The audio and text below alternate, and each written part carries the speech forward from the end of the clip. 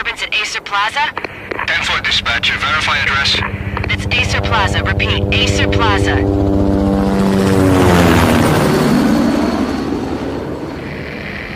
Shots fired on the rooftop. An assault in progress at Acer Plaza. Repeat, an assault in progress.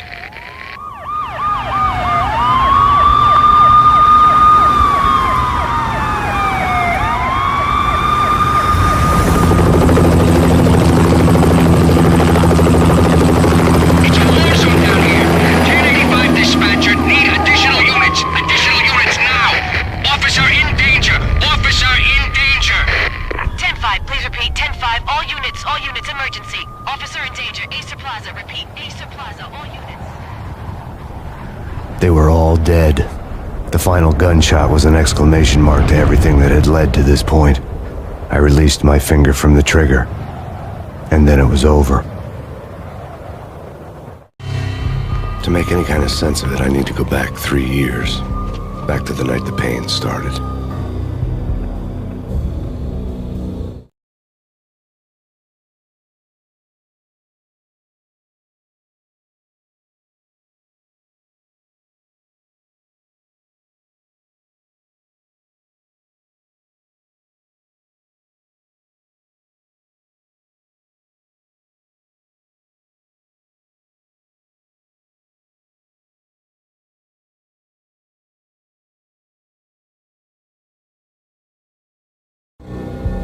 I was still on the force back then. NYPD, Manhattan, Midtown North Precinct, Hell's Kitchen. So when are you coming to work for me, Detective Payne? You'd make me work undercover in some hellhole. Sorry, Alex. Michelle and the baby come first. See? My last smoke. It's bad for the baby. That's you, Max. A regular Boy Scout. See, Alex. Still on for poker Thursday night, right? Like taking candy from a baby. Life was good. Sun setting on a sweet summer's day. Smell of freshly mowed lawn. Sounds of children playing. A house across the river on the Jersey side. Beautiful wife and a baby girl. The American dream come true. Honey, I'm home.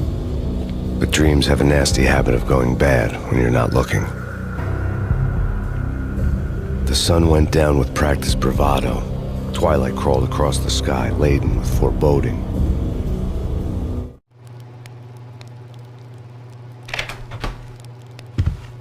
Michelle, honey, anybody home? I didn't like the way the show started. They'd give me the best seat in the house, front row center. What the hell? Something ugly had been tattooed on the wall, a map of things to come. It was a poison syringe, a magic tag full of diabolical meanings.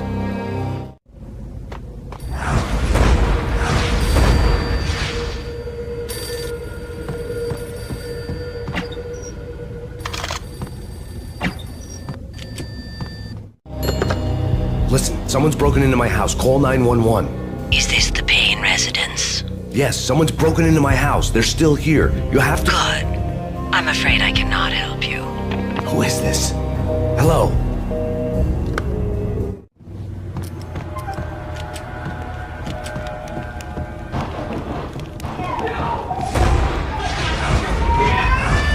Michelle!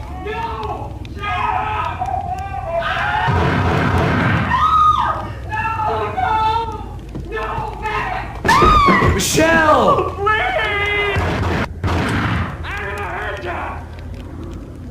It's coming. Freeze! NYPD, drop it! Coming! It's coming!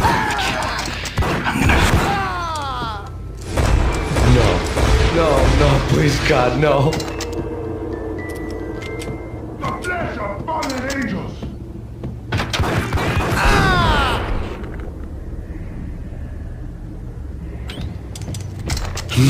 No, God, no, please, Michelle. Oh, baby.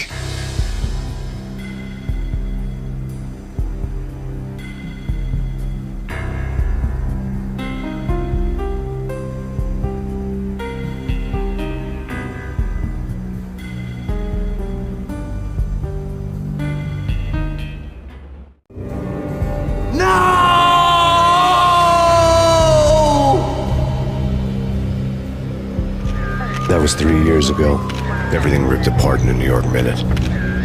The killer junkies had been high on a previously unknown designer drug, Valkyr, V.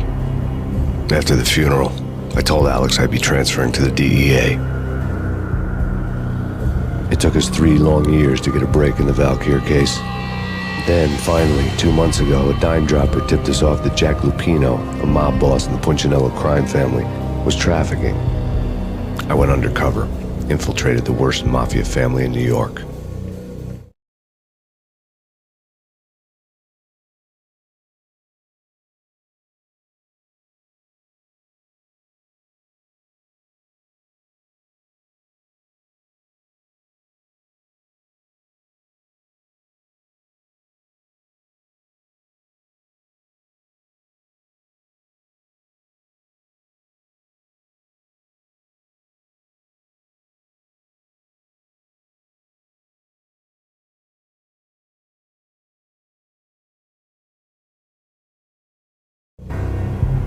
I came in from the cold and the dark.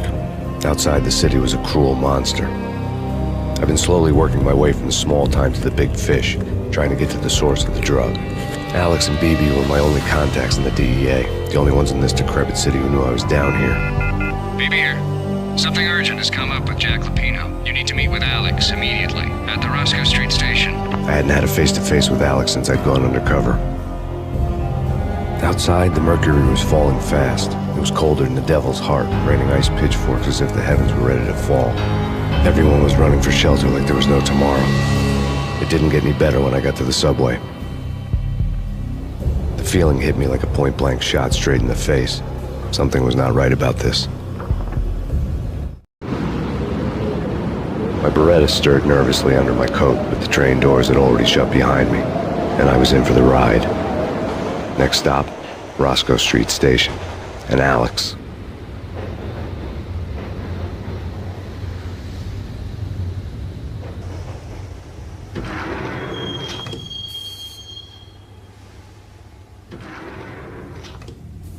The station was drenched in gloom. Alex was a ghost, nowhere to be seen.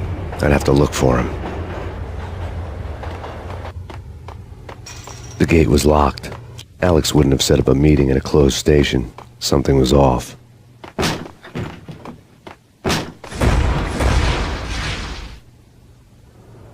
Death was in the air at Roscoe Street.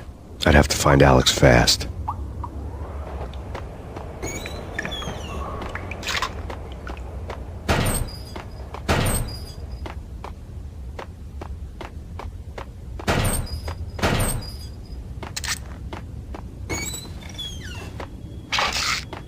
Pills would hold the pain back for a while. Wasn't Jake supposed to take care of this? He and Mickey are having too much fun taking care of the cop up there. Oh, well, what's the plan? Simple. Gun down every mother-loving bastard that gets off the train. Sweet. Didn't the train go already? No idea. Let's just wait and see. Damn!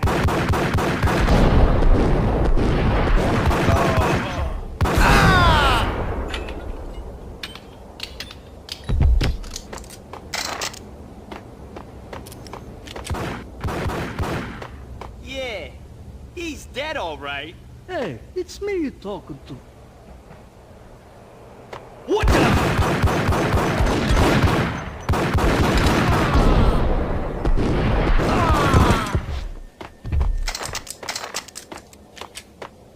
Yo guys, hey, we're getting around. You hear me?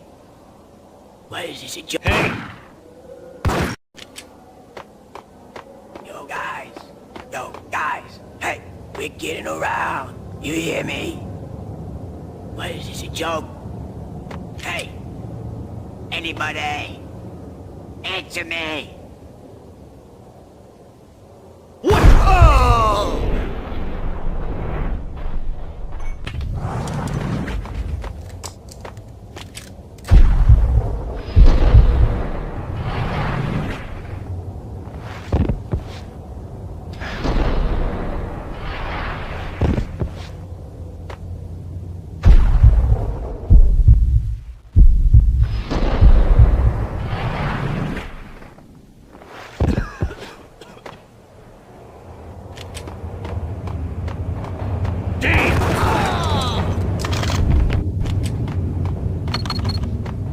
security panel let out a mocking cackle.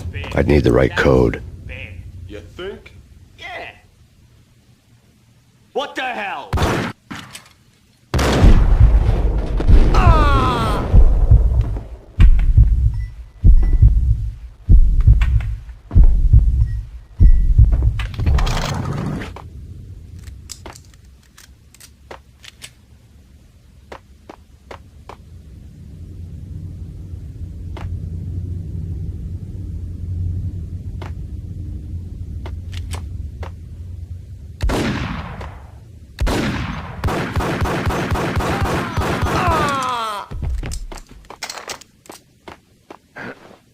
While looking for Alex, I had ended up in the middle of a big-time crime operation.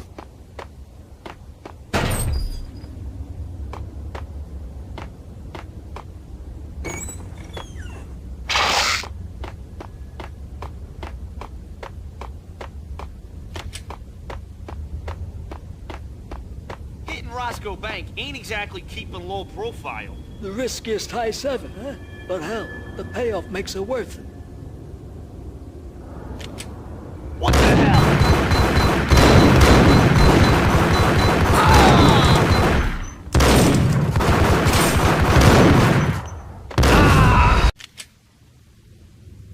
What the hell?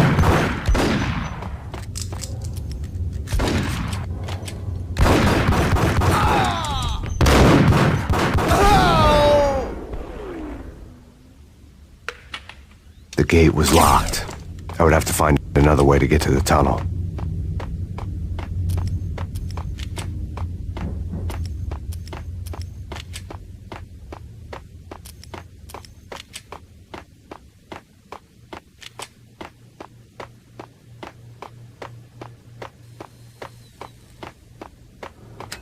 The power to the rail had been cut. I'd have to get it back on to get the train moving.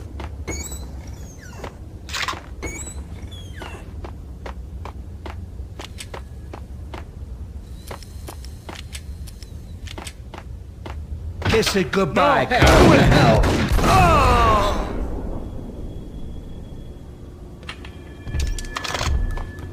You saved me, man. What's going on here? A massacre. These armed thugs just appeared from nowhere. We need to get help. I can make the call from the control room 1 floor up. Can you take me there? Sure, sounds good. Follow me.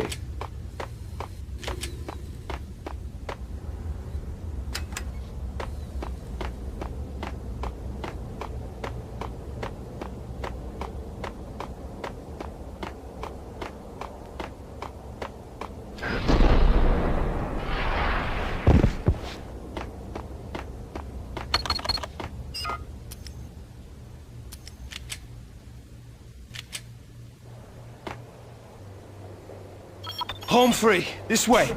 Yo! Out!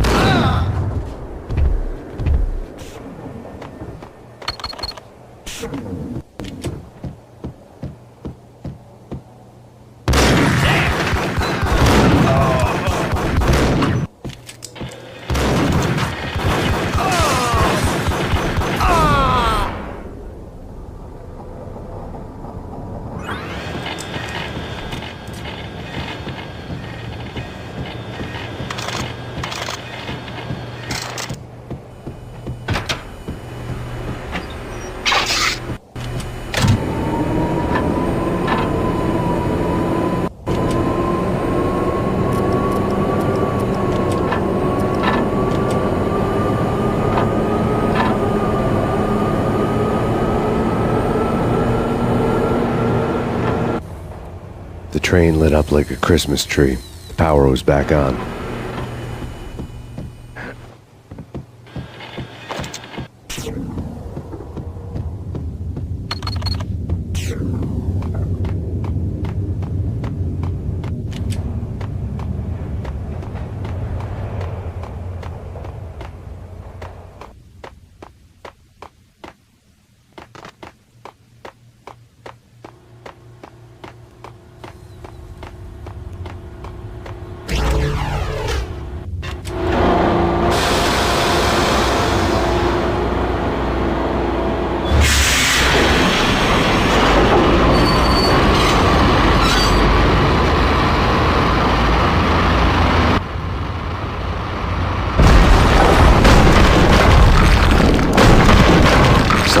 being subtle.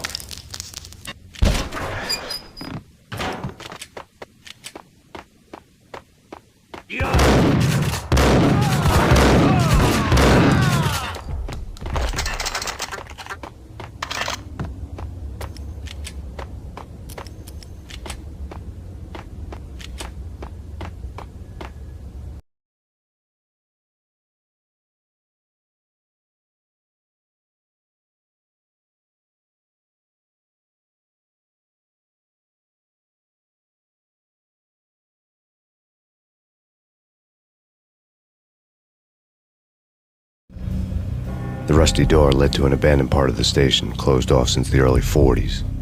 Something big was going down at Roscoe Street. Maybe that's why Alex had wanted to meet me here. Maybe not. One way or the other, I was gonna find out.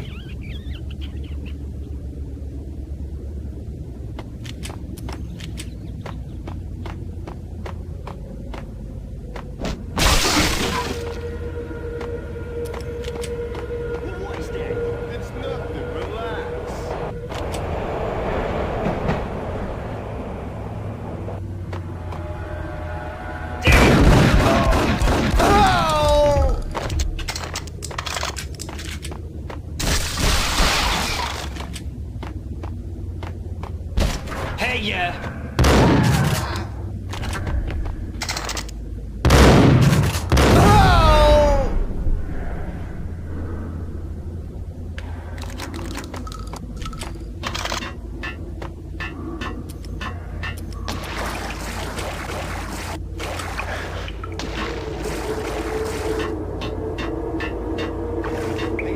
Now that's spooky. Chaclapino, yeah, spooky. But also, it's like the failure count is rising. Yeah, I wouldn't joke about it if I was you. Yeah? The station's not secured. Someone decided to play hero upstairs. That's all we need.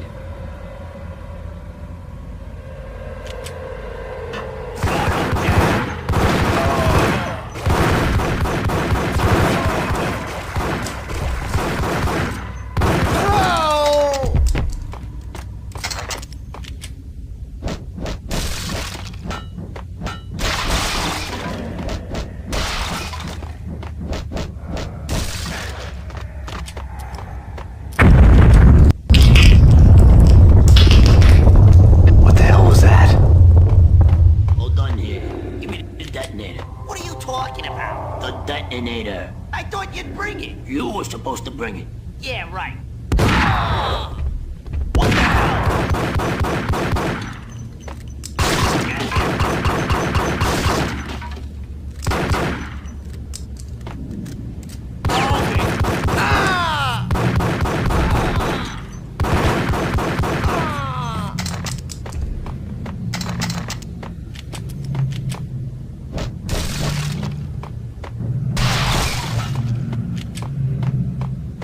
The door had been welded shut ages ago and the bomb was missing a detonator.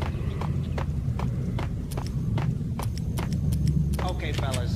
The police are on their way. New York's finest are gonna be here soon. Just stick to the plan. We've got our own private exit route. In and out, do your thing. Bam, bam, thank you, man.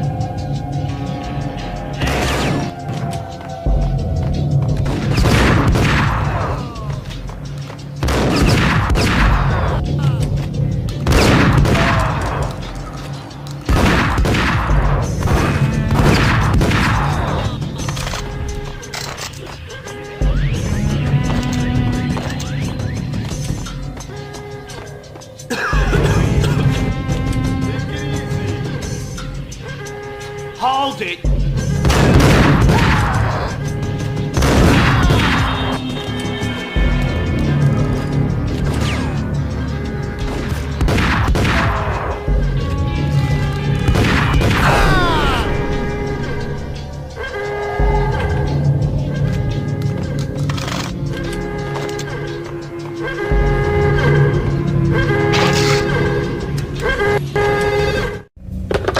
We come to you now live from the crime scene.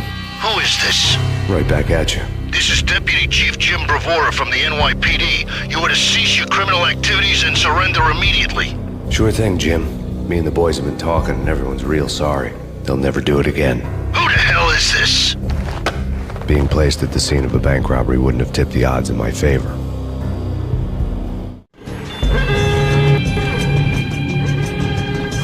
The bank robber's score lay on the table. The bank robbers had been after Acer Corporation bonds. The Acer success story had recently been on every channel and on the cover of every magazine.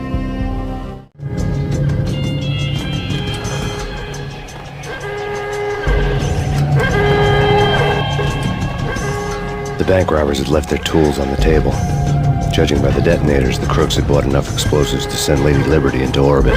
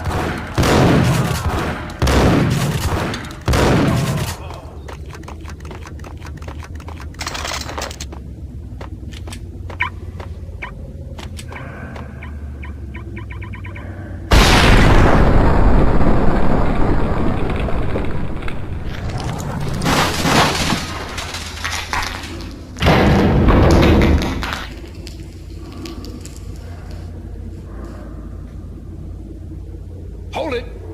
Max! Jesus, you almost gave me a heart attack! I nearly shot you! Alex, I'm glad to see you. What the hell's going on? There are more corpses here than at the city morgue! It's an armed robbery. A tunnel job straight to the Roscoe Bank vault through the old station wall. Is this why? This is Lupino's gig? This is Lupino's doing? Lupino's men? Really? You sure know how to pick a place? Can we get through? No, it's locked. We gotta get out of here. If it's Lupino, it's... Alex?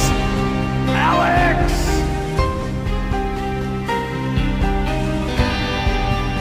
There was nothing I could do. He was dead.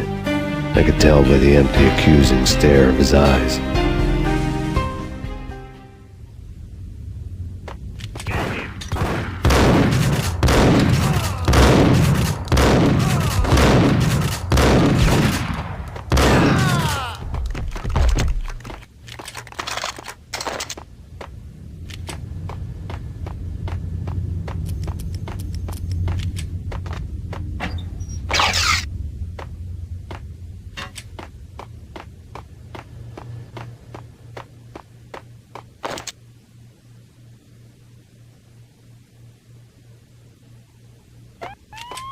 Let's get the hell out of here!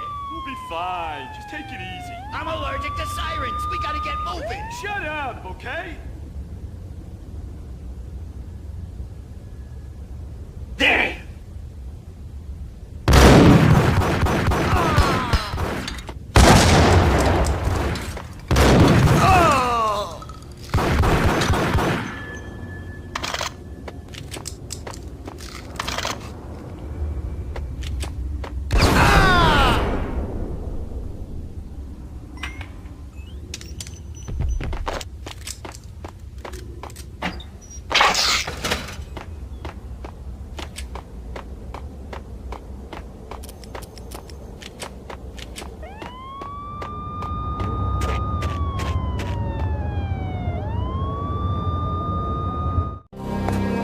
Alex had kept me relatively sane for the past 3 years.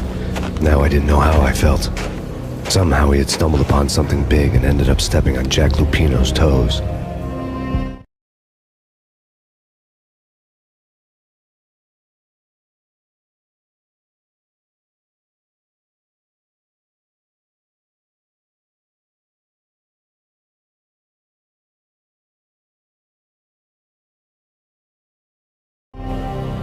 Lupino ran his racket of sex, drugs, and contract killings from a sleazy hotel in a slum block of tenements. The NYPD was closing in. I could hear the sirens. Their wail was a crescendo. Lupino thought he could get us by taking Alex out and leaving me to take the fall for it. All he had gotten was my attention. I went for the hotel first. It was a sad old thing with flickering lamps and faded colors, cheap mobster punks and tired-eyed prostitutes. I walked straight in, playing at Bogart, like I'd done 100 times before. The place was run by a couple of murdering mobsters with shark smiles. The Finito brothers. Ladies and gentlemen, it's the Payne in the butt. Payne to the max. You're killing me. Did you make that up yourselves, or you get some wino downstairs to come up with it? Don't answer that. A rhetorical question. I got something for the boss. Lupino around? That kind of depends on who's asking. A friend or a junk squad plan. Don't answer. It's one of them, how do you put it, rhetorical questions. Lupino ain't here, but he said bye. Lupino wasn't in his cheap hotel. Instead, I ran into the Finito brothers. My cover had been blown, the door slammed shut behind me, and then I was dodging bullets like raindrops. Payne in the butt. Ha ha! Payne to the max. Junk squad Payne. Got a ticket to Marble City for you.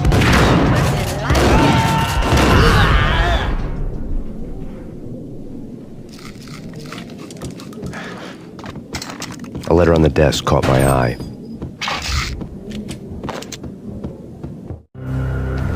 I had met Lupino only once. The gangster ran all his rackets through his right-hand man, Vinny Gagniti. Gagniti was a high-strung whiner on the verge of breaking apart, like an overamped Energizer bunny. He had the brains to run the business, but he lacked the balls, always falling short, taking his frustration out on underage addicts and call girls. The V deal goes down at your hotel. Jackson's quote. Vinny, you're in charge of this one, unquote. Rico Muerte's coming to see it through. Anything goes wrong and everybody's gonna get dead. Goes double for you. Treat this guy real good. Anything he wants, you give him. Don't screw this up or you're finito, finitos. A V deal meant added security, locked doors, and lots of nervous thugs with itchy trigger fingers. I'd seen nothing coming in, but that didn't mean it hadn't been there. Rico Muerte was a regular Kaiser Soze, a spook story told to keep the apes in line. 313. The Finitos had scribbled Muerte's room number on the note's margin. Bosses! Everything all right? Bosses! Joey! Virgilio! You all right in there? They're not answering. Call the others. Tell them to come quick. Okay, but we can't wait for them. We gotta go in now. Bosses! We're coming in! There he is.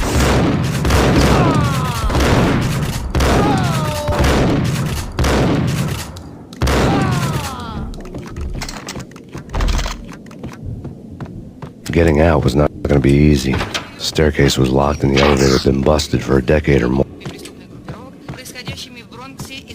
In his press conference today, the mayor stated that Valkyr represents a clear danger to New York and called for drastic actions to eliminate the problem. On today's top story, the Valkyr crisis worsens with the murder of DEA Special Agent Alex Balder. Special Agent Balder had been shot repeatedly from a point-blank range. The gunman has been identified as Max Payne.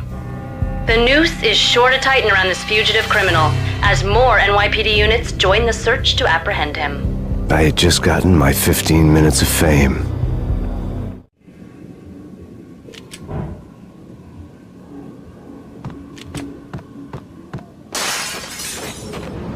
Yeah, something's wrong with the bosses. Payne's there and they're not answering. Let's go already. Payne's gonna pay in spades. No!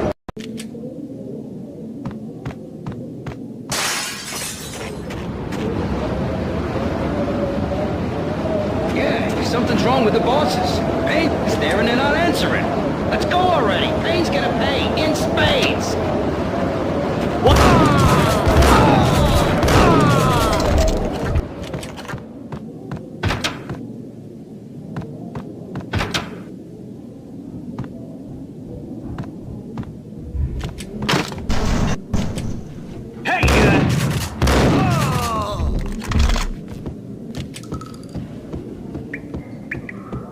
Previously on Lords and Ladies. Lady Amelia, Marquis Valentine asks for an audience. Thank you, Lawrence. My lady. My lord. And now, an all-new episode of Lords and Ladies, brought to you in part by Acer Corporation.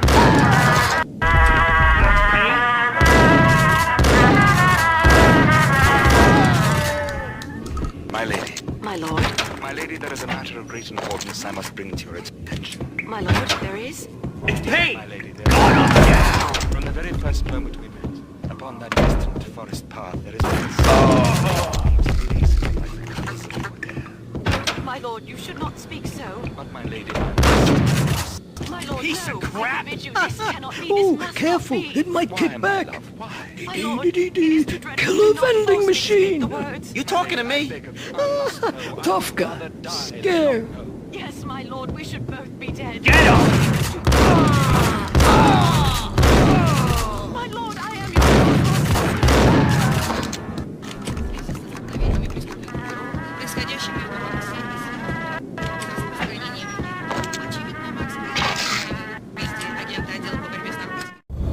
Tonight, the city's fight against the nightmare drug Valkyr took a turn for the worse, as DEA Special Agent Alex Balder was found brutally slain at the Roscoe Street subway station. A suspect was seen leaving the site only moments after the shots had been fired, and the NYPD is currently in pursuit of Max Payne, a repeated felon believed to be armed and extremely dangerous. And now the weather. The worst winter storm in recorded history continues to pound the city.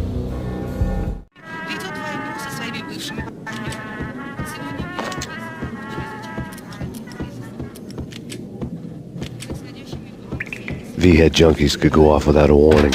I had to be careful.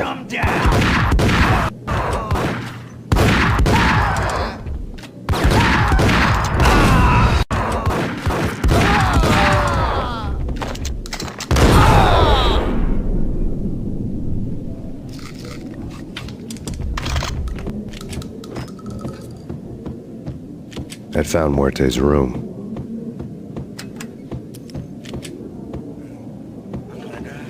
Yo!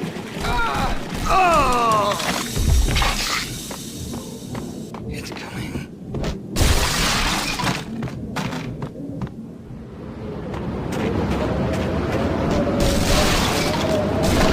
I didn't want to know what had happened here.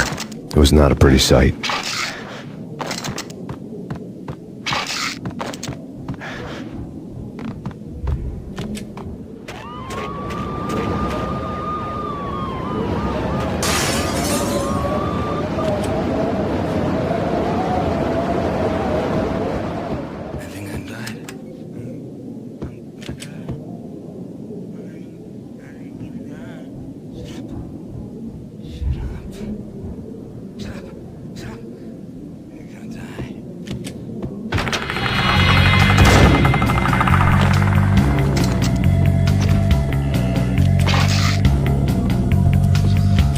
Muerte had received a letter. Our investigation had turned up nothing to link Angelo Punchinello, the head of the Punchinello family, to Valkyr. All tracks had ended with Jack Lupino. The letter in Muerte's room was signed by the Don himself. It was the first hint that the Kingpin knew what was brewing inside his syndicate. The trouble you got into after the Chicago screw-up. The Punchinello family bailed you out. You have been waiting for a chance to pay us back. One of our trusted boys has a monkey the size of King Kong on his back. And we need your special skills for backup on a major deal. Collecting evidence had gotten old a few hundred bullets back. I was already so far past the point of no return I couldn't even remember what it looked like when I had passed it.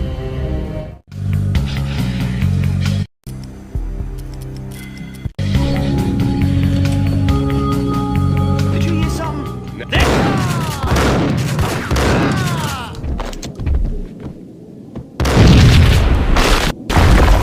What the hell? Told you. Hey, yeah.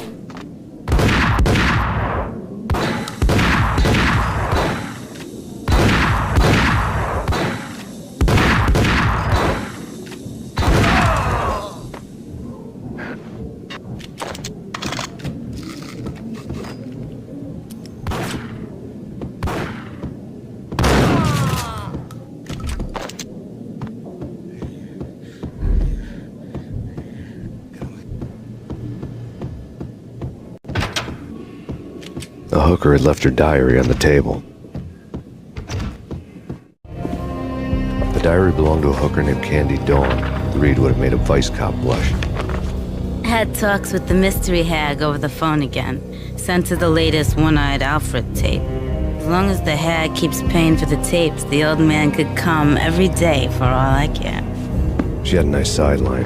making secret X-rated flicks of her clients and selling them to the highest bidder. It would get her killed if her V-fix for the day didn't do it first.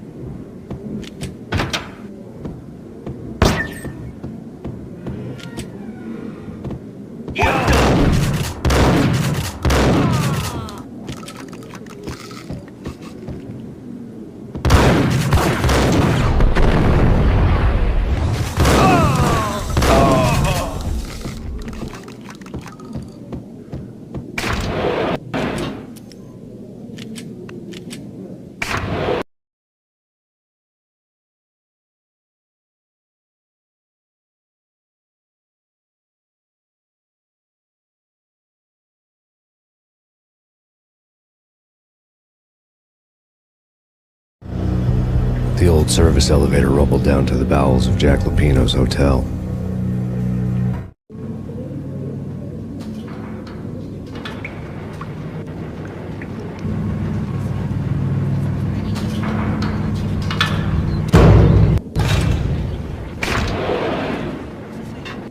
It was freaking crazy. The cops were doing a full-scale siege next door. More traffic than rush hour.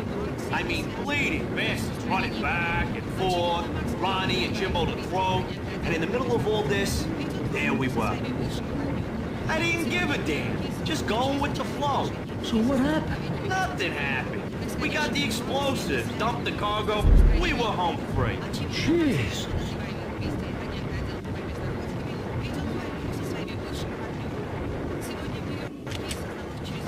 There!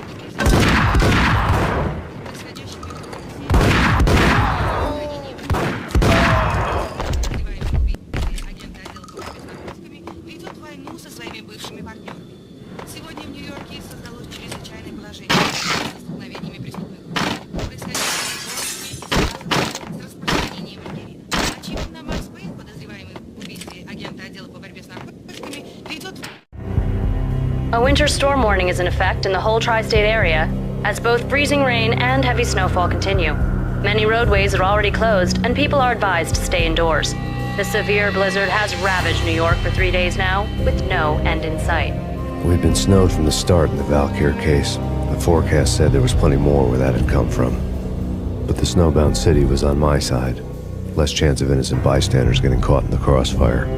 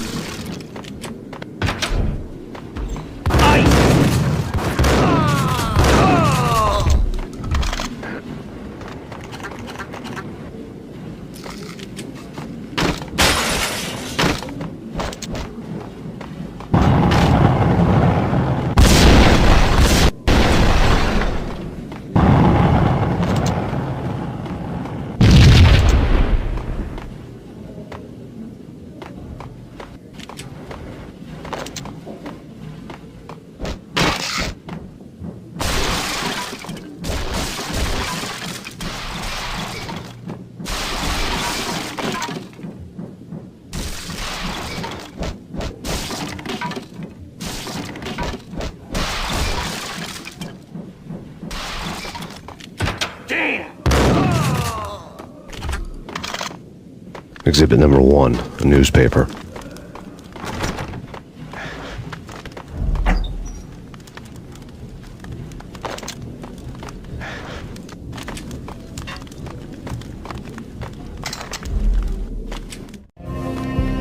A dead man tied to a chair and lay on the boiler room floor. Captain Baseball Bat Boy has an unbeatable track record in superhero death matches. But a 6-pack of root beer gets me every time. The murder weapon was a baseball bat. now lying in a pool of drying blood next to a newspaper folded open on a Captain Baseball Bat Boy comic strip.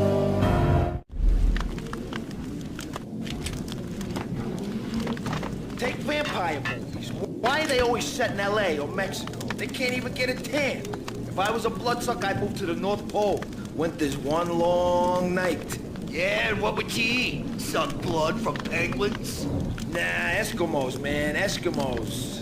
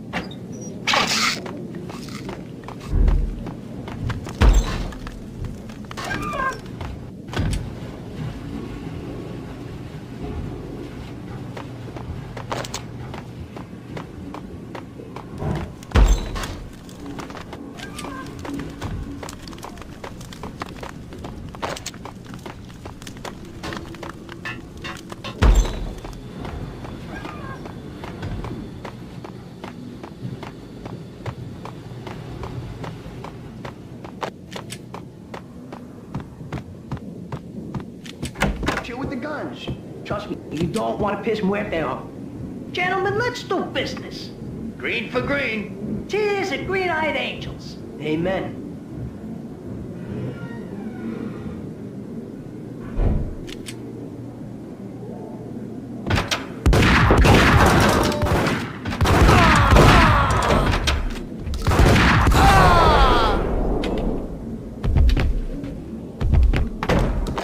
A lifetime ago, this would have gone down as a narcotics arrest.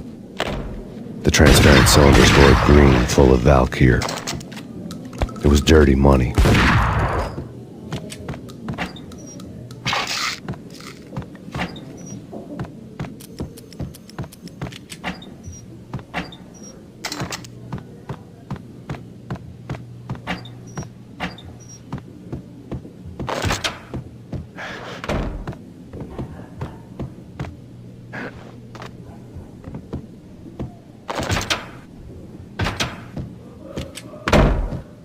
There was a key on the table.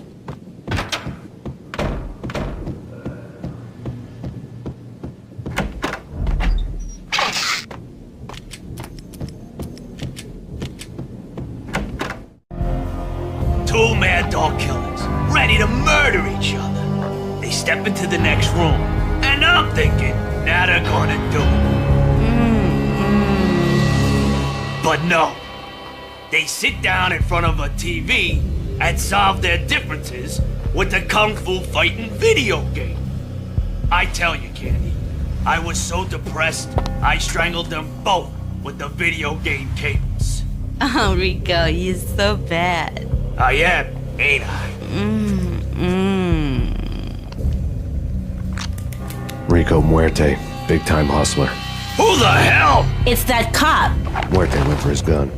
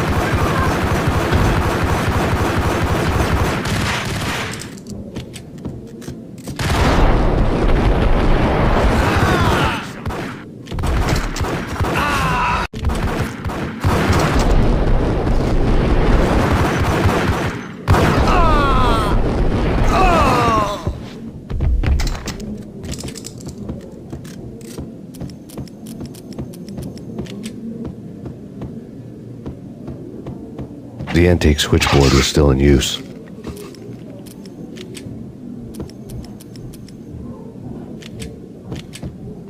There was an old telephone switchboard in the back room of the reception area, the kind that made phone tapping child's play. It wasn't hard to picture a fat pimp sweating with headphones on, listening to his hookers talk dirty and fake orgasms over a web of party lines, the blood veins of New York. Right now, there was a different set of moans and groans going on. Boss, good evening. This is Max Payne. He came, started capitalist. He killed him. Are you freaking kidding me? He's just one lousy cop. You better be freaking kidding me. Whack him. What's the freaking problem? Hello? Answer me. Hello? The word was out. A deadly virus released into the city's corrupt circulatory system. Something wicked this way comes. Max Payne at large.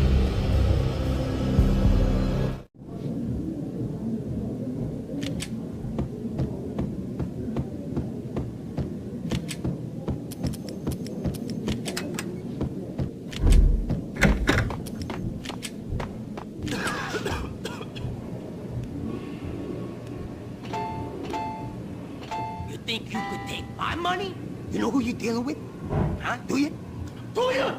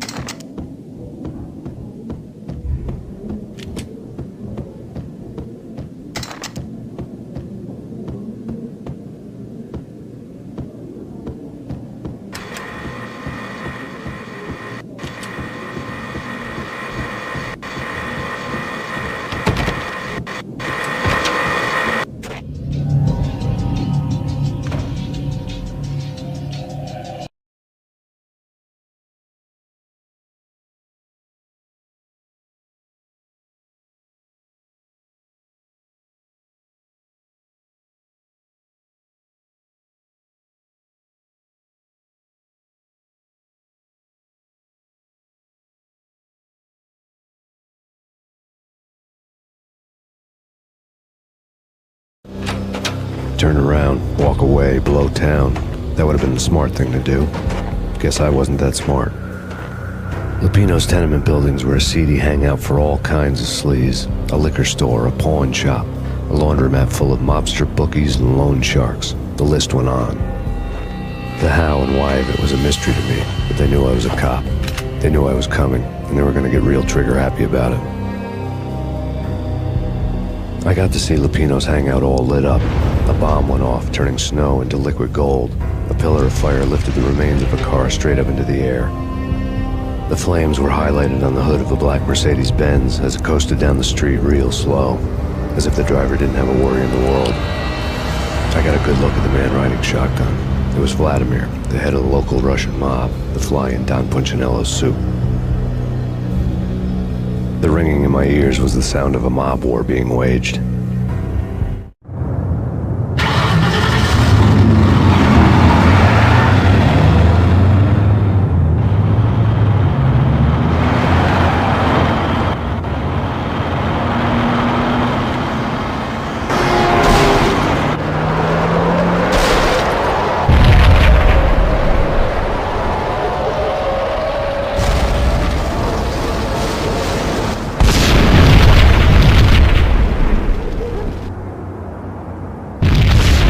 Another bomb exploded inside the closest slum building.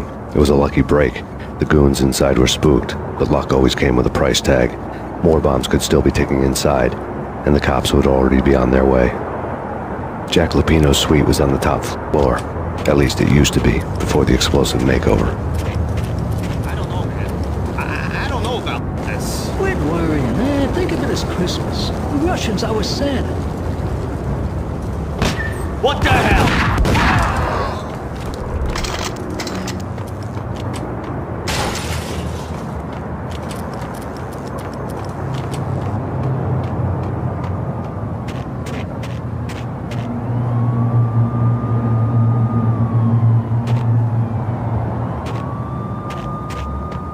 The headlines were a depressing read.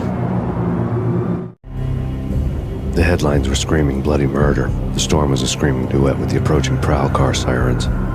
It was all a scream when you were down for the count and wanted for murder.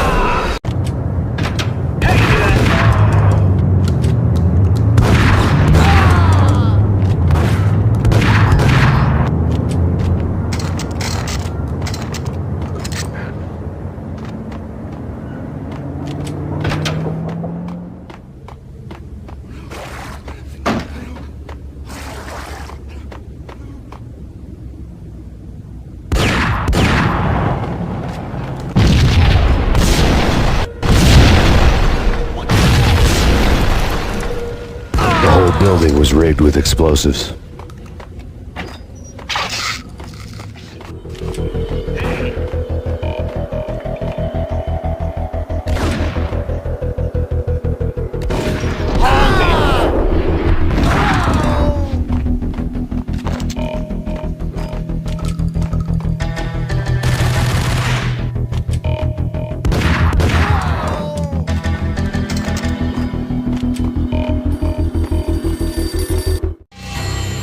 A beaten-up phone in the entrance hall was ringing.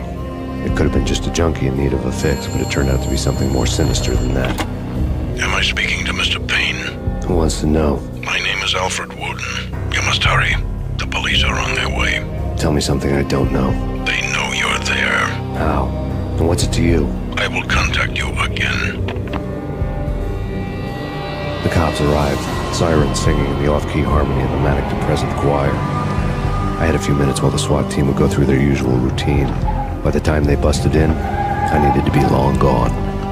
Max Payne, this is Deputy Chief Jim Bravura from the NYPD. Drop your weapons and come out with your hands above your head.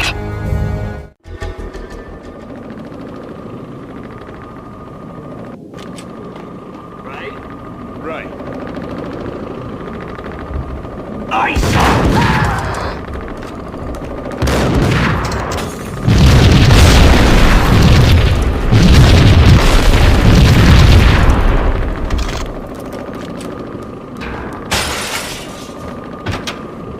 Someone had left a letter on there was a key on the shelf. Suddenly it all made sense. The bombs, the Russian mob boss making an appearance in person. Gagniti was his usual self. All talk and no walk. After our hit, the Russian has only a couple of guns left and they can be bought. There's no freaking way he has the guts to try anything after that. As it turned out, the Russian had plenty of guts. One thing he could count on, you push a man too far and sooner or later he'd start pushing back. Hold it right there, NYPD. This is your final warning. Surrender or we'll be forced to take action.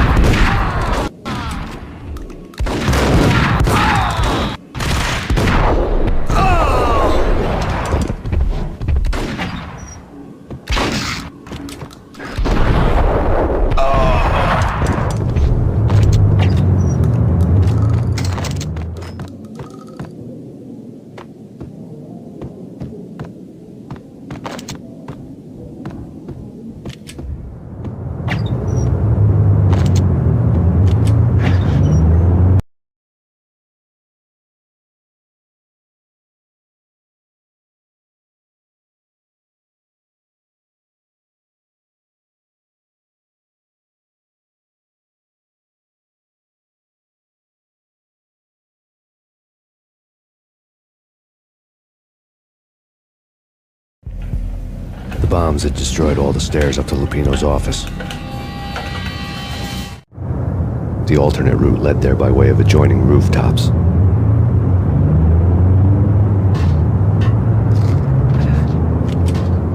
It's never been this cold. Never ever. It's like the sky's falling. Yes, sir. It's the end of the world as we know it. Man, I don't feel fine. I don't feel anything. To get to the roof, I'd need to get to the elevator through the locked door up ahead. Pizza delivery.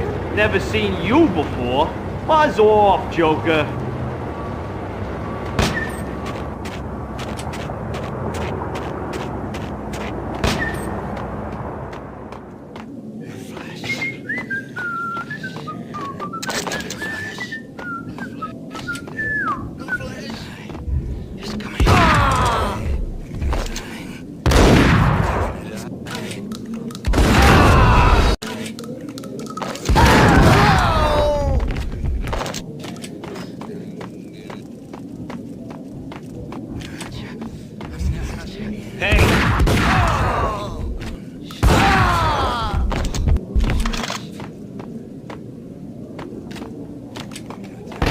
No, don't shoot. You know the clowns at the laundry? Me? No. You're no good to me then. What? No, the laundry, yeah. I know him, yeah. Get me in there. Okay.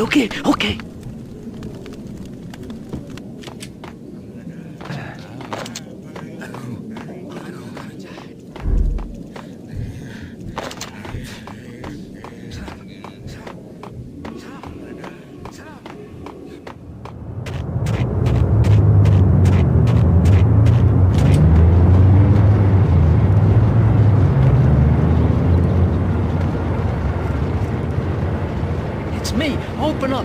Let me in, quick. Not so fast. The password. John Woo. Come on. Okay, John Woo. All right. Come right in. It's a trap! It's Payne! There he is.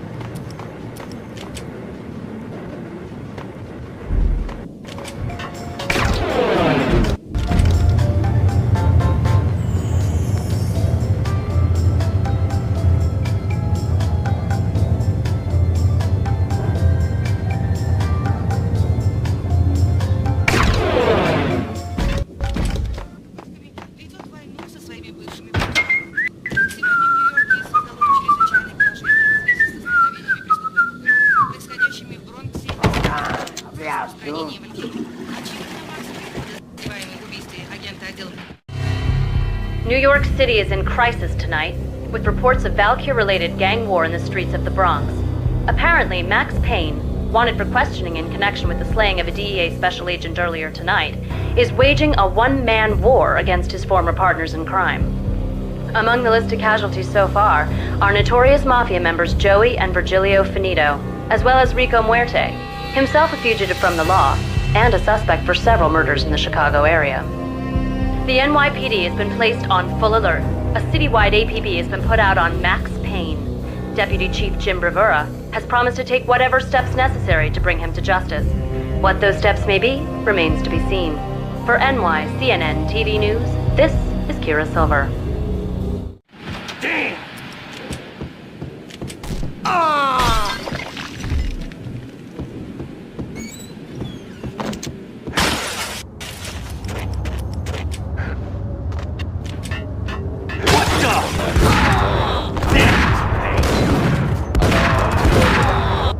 It's the last place I'd want to end up. But that's where I always end up anyway.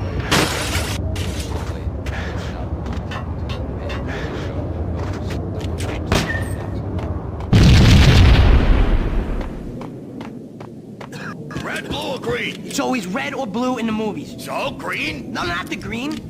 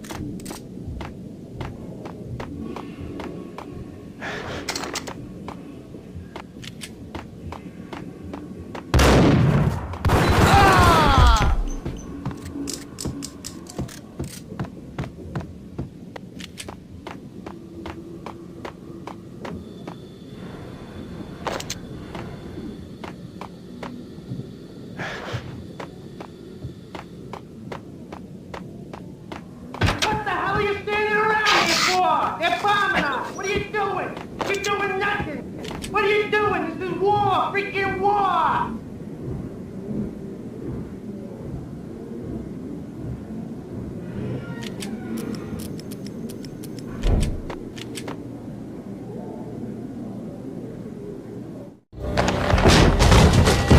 Vinny got needy.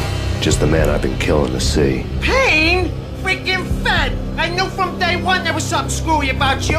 What do you think you're doing? You're a freaking cop. You ain't got squad on us. You can't just come in here waving your piece like it meant something. Yeah! Oh my God! Oh God, you shot me! Ah! You're dead, Payne! What the hell are you waiting for, you apes? Kill him! Kill him! With pleasure, boss. Gagnetti bailed. I made like Chow Yun Fat.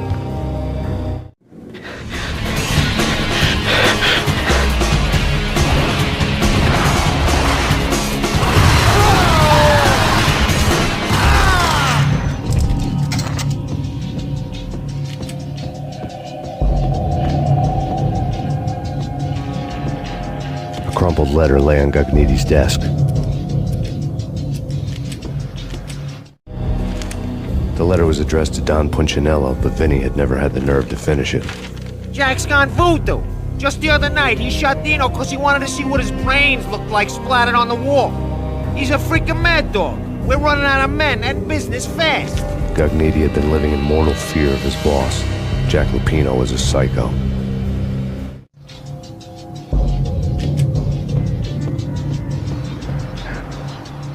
Vinny Gagnetti was running scared. He could run, but with a bullet in his stomach like a broken bottle of Tabasco, he was quickly running out of time. He knew where his boss was, and I wanted to square things up with Jack Lupino. Gagnetti would be moving fast. I don't know about angels, but it's fear that gives men wings.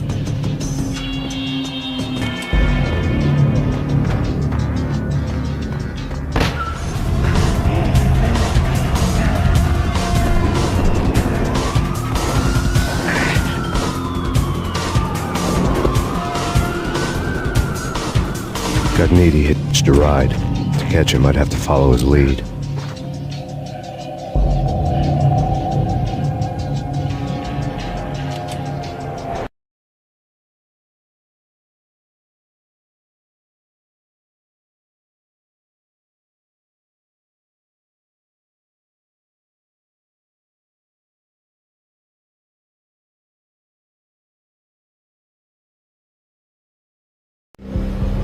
This was my second train ride of the night. The way it started didn't promise anything better than the last one. Freezing wind tearing at my face like sandpaper and razors, ice hard and slick under my hands and feet. And somewhere in the background, the wail of sirens, the city howling after me. New York sped by in fast forward. Dark rooftop water towers and a dead forest of antennas and chimneys, all a blur. When the train he was riding slowed down, Gagnetti made his move.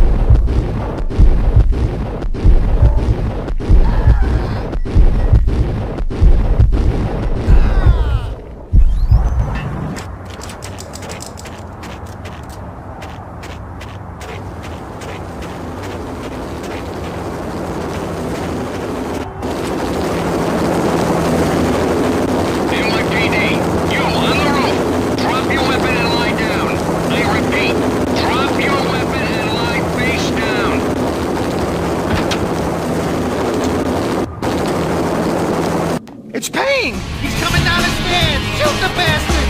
Okay, boss, you got it. No problem. All right.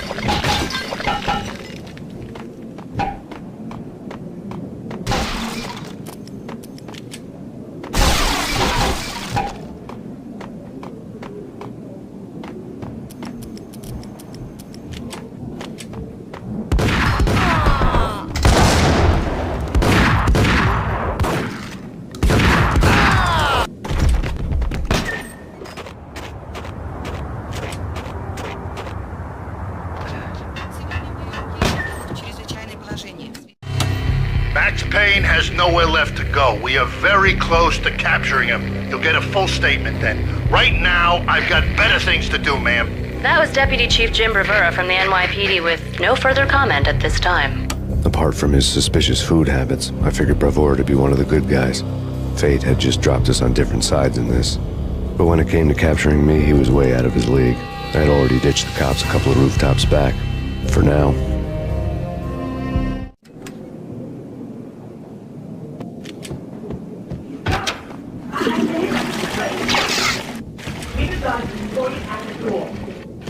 Get up!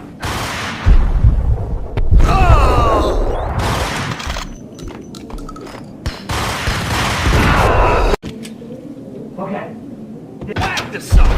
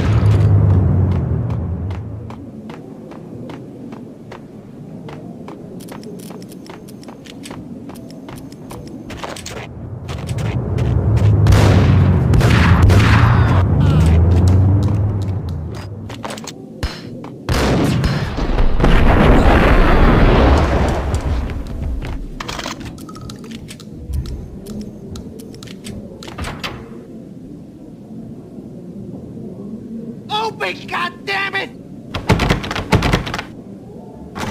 Payne! I'll kill you, you lousy freaking cop!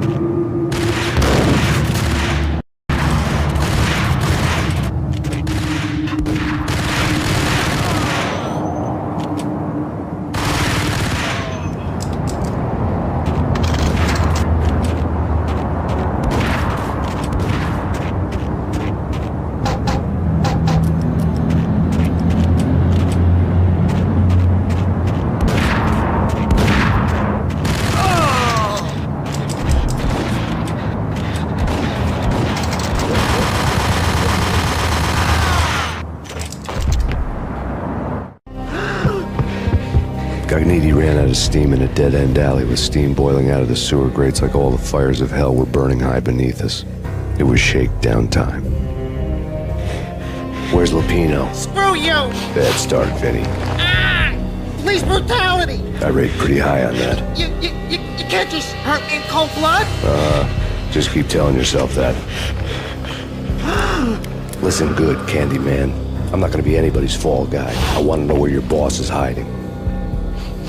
There was no glory in this. I hadn't asked for this crap. Trouble had come to me in big dark swarms. The good and the just were like gold dust in the city. I had no illusions. I was not one of them. I was no hero. Just me and the gun and the crook. My options had decreased to a singular course. I'll tell you, just don't hurt me no more. Lupino's at Ragnarok, the nightclub. Book me, take me home into the freaking jail, just don't hurt me. Your rights will be ready at your funeral.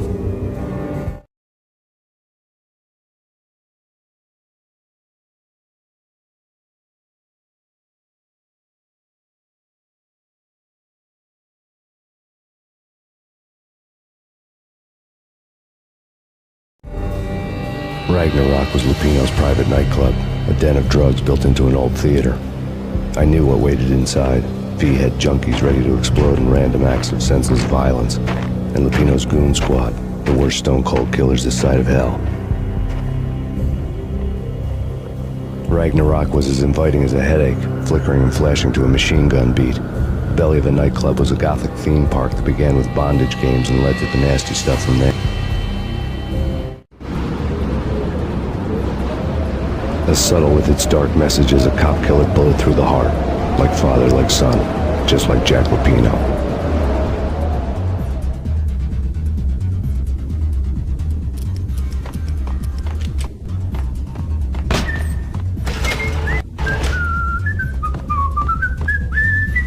What?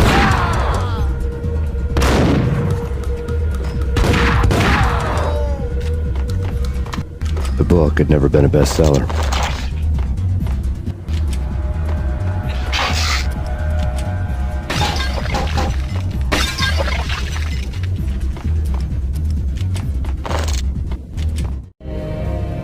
Given the setting, I was surprised to find that somebody had been passing time reading. The paperback was entitled, The Age of Murder and Storm. The blurb on the back mentioned Norse mythos and Ragnarok, the end of a Viking world with a terrible winter that covered the earth in ice, when vile crimes were rampant and all humanity lost. I could see how somebody impressionable might get it into their head that we were at the end of time. I was also beginning to see what the nightclub and its owner were all about.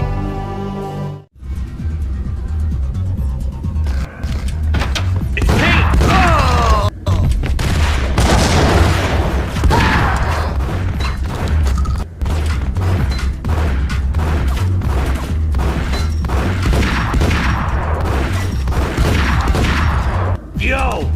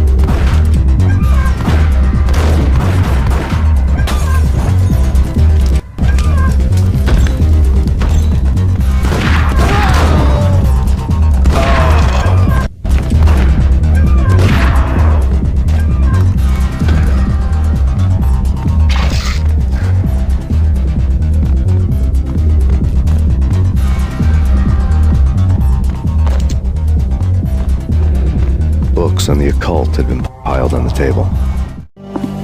The room was stacked with light reading, such as Necronomicon, Witchcraft, and Paradise Lost. Old exotic titles like Malleus Maleficarum and De Umbrarum Reini Novum Portus. Books with pentagrams on their covers, all dealing with the occult and the infernal, lying between stacks of horror videos and a couple of Ouija boards. The only thing I could take seriously was the thought of Lupino taking it seriously. He had been spending a lot of time getting intimate with the guy downstairs.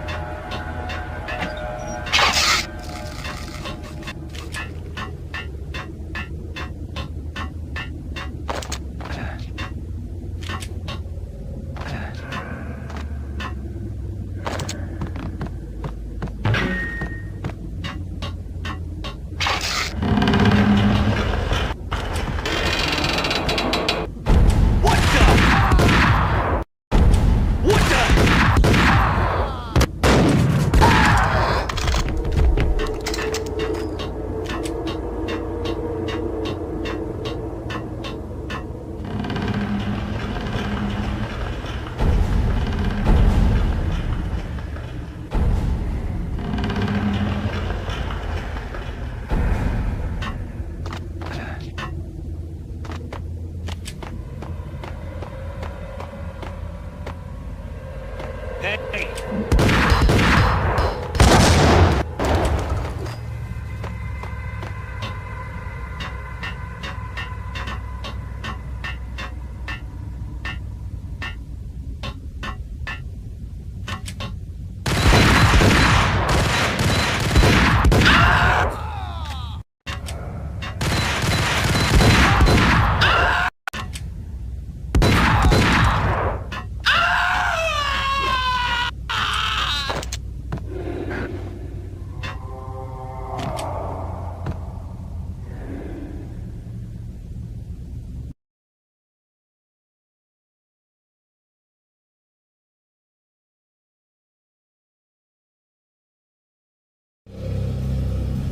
The backstage area led to Lupino's inner sanctum.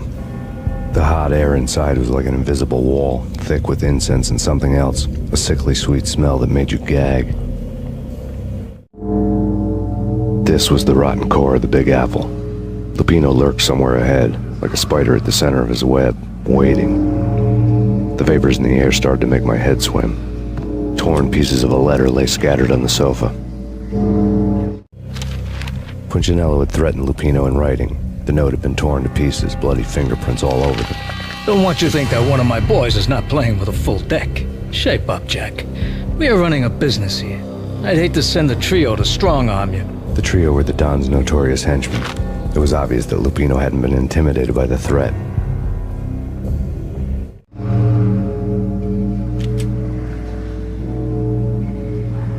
Lupino's notes covered the table. Jack Lupino was crazy, all right. The table was scattered with notes of demented arcane nonsense written in rusty blood, a mishmash list of demons, devils, and dark gods evoked. Beelzebub, Asmodeus, Baphomet, Lucifer, Loki, Cthulhu, Lilith, Hela, blood given to you all. He was after that old Faustian deal, your soul for power and fortune. Just sign on the dotted line with your blood. Lupino's notebook lay on the pedestal. Jack Lupino was crazy, all right. Mythic wolves, let loose to devour the sun and the moon. Lupino is the wolf. I'm Mr. Beast, the big bad Fenris wolf. I'm the end of the world man, wearing the flesh of fallen angels. After Y2K, the end of the world had become a cliche. But who was I to talk? A brooding underdog avenger alone against an empire of evil, out to right a grave injustice. Everything was subjective. There were only personal apocalypses. Nothing is a cliche when it's happening to you.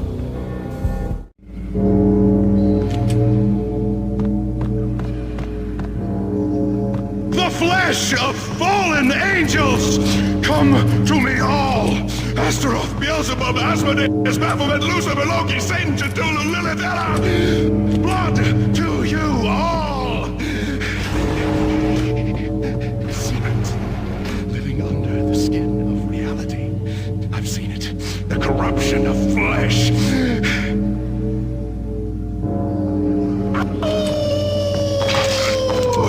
I'm the wolf, yeah! I am the wolf! It's close. It's coming. You have come. To the end of time. It's now! I will rise to her side! I don't need the words! I'm beyond the words!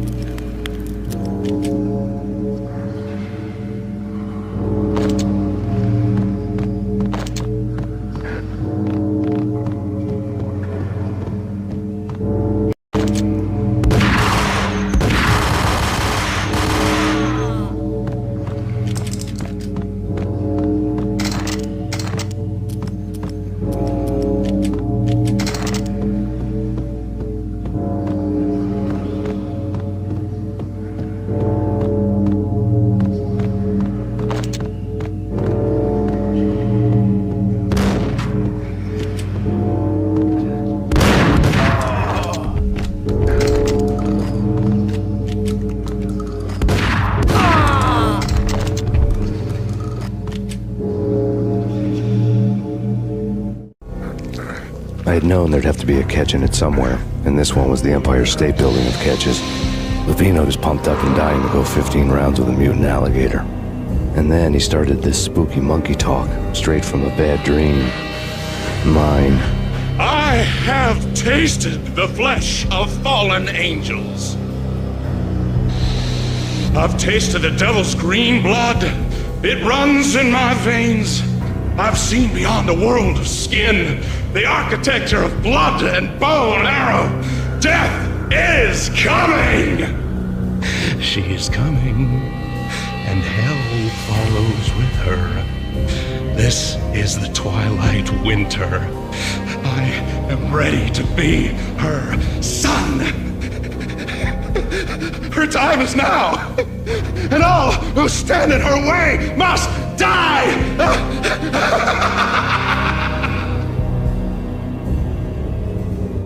Die!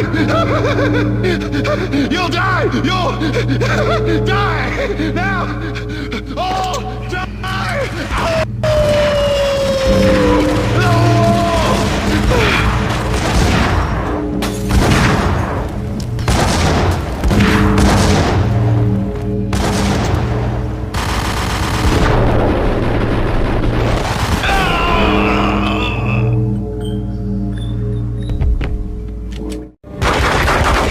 Finally went down. I wanted to make real sure he'd stay that way. V was a bad monster. Turned them into friggin' zombie demons from outer space. I think he's dead already. Huh? And that's when it happened.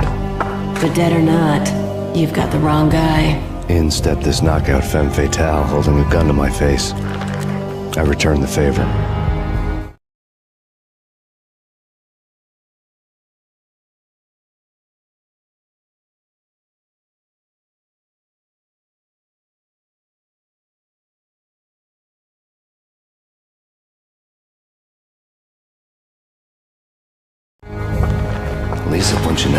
Lisa Punchinello was the Don's wife. Mona Sachs, Lisa's evil twin. Your safety's off, evil twin. You might hurt someone with that gun of yours. Lisa's the damsel in distress. I'm the professional. I'd blow you away without batting an eye. Sure, and you can check out my credentials splattered all over this joint. Jack couldn't have framed you, not the state he was in. We're after the same slime bag. Angelo Punchinello's the one who murdered your friend and framed you with it. You know this for a fact? I've got my sources. I don't have a clue these days. I just shoot them as they come. Who put a contract on the Archfiend? This one's mine. I hate the guts of that sadistic wife-beater. Why not pool our bullets for this one? I thought you'd never ask. My finger was starting to twitch. How do you like your whiskey? I'm easy, as long as you don't try to slip me a Mickey. You're a real angel, Max. It was good stuff. Tasted sweet as honey going down. Nothing personal. Can't risk you going berserk and getting Lisa killed.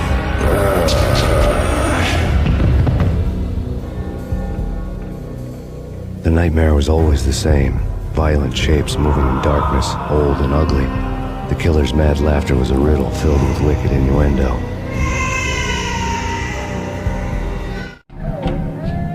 Somewhere, the baby was crying.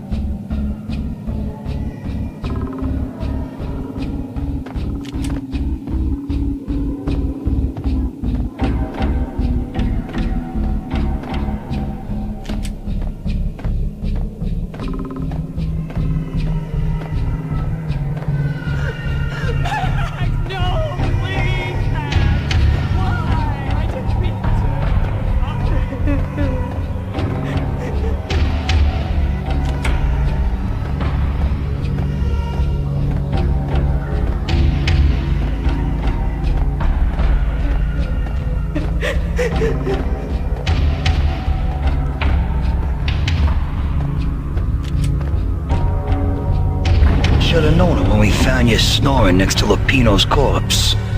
A comedian, huh? The pictures were filled with good old times. Alex and I had a few moments of glory between us. Crime-fighting comrades, the best in NYPD DEA collaborative team. Good-hearted macho bullshit like that. I would have given anything to have him here as my backup. No such luck. No luck at all. Michelle looked at me from the photo. The Payne family, happiness captured in a Polaroid moment. I had thought it would last forever, till death do us part. I didn't want to think about it. As long as I didn't, it could never happen. But I had broken my own rule. The thought had already slipped in. Fear was rusty needles poking at my brain. Cold and scaly, it slithered down my chest.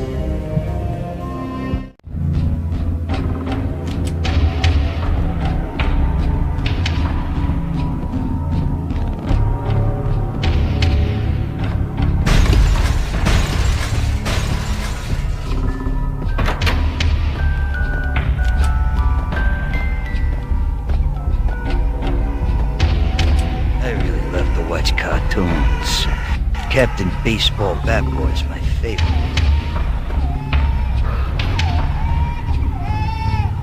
Captain Baseball Bat Boy's my favorite.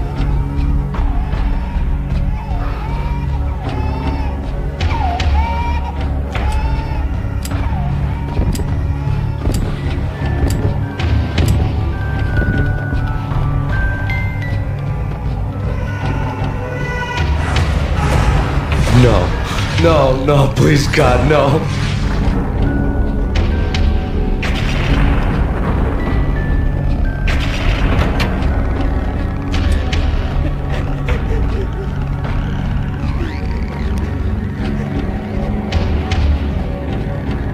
Slice him, dice him, shoot him full of holes, blow him to bits, vaporize him, disintegrate him. No matter what you do, they'll still be back good as new. Michelle's diary lay on the table. Michelle was working part-time in the district attorney's office. Her diary was open on today's entry, her handwriting all pretty curves. An army dossier found its way to my desk yesterday. Valhalla? Isn't that a Norse myth? Something about Vikings? I tried to tell Max about his busy, that cute frown on his brow. Guess it's nothing, just a mix-up at the courier service. From now on, I would always find time for her. It was a hollow promise. Too little, too late.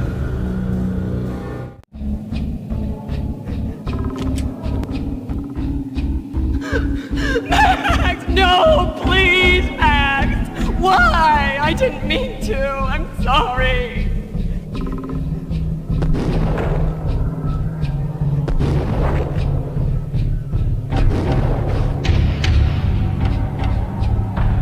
Murderer! You killed her! Nothing like that ever happens in the real world.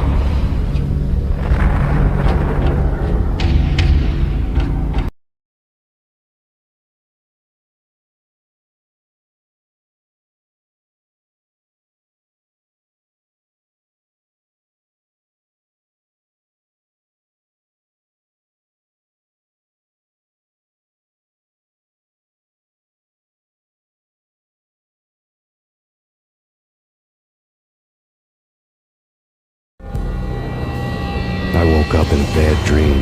My head felt 2 sizes too small for my brain. Max Payne. I envy your name. And the killer was smiling. Pleased to meet you. I'm Frankie the Bat Niagara.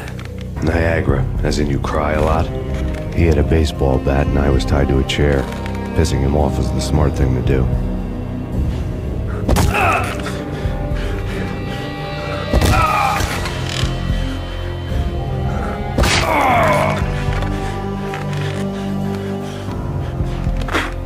Nothing wrong with a little laugh now and then. Take me, for example. I love to watch cartoons. Cartoon violence is a fascinating thing. Let's take a break. I need to take a leak and maybe grab a cold one at the bar. Don't worry. I'll be back to finish this off. And then, it's checkout time. You play, you pay, you bastard. He swaggered out, and the door clanged shut behind him, locks clicking into place. Everyone makes mistakes. Mine hadn't been to crack jokes about the goon with the bat. He'd have cracked my skull regardless. It hadn't even been to trust a girl with a gun.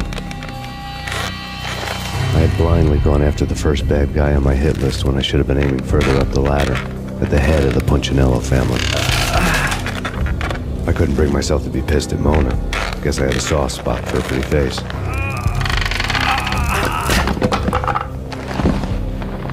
When somebody decides to play baseball with your head, you tend to get sore. They had dragged me back to the basement of Lupino's hotel. I was beaten, bruised, and blue. I felt like the chair I had broken to get free.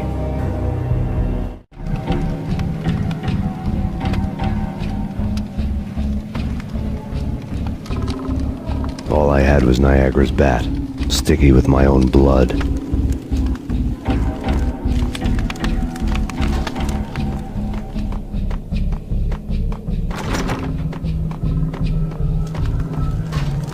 Without a gun, I'd be no match for Frankie's men. I'd have to play hide and seek with them.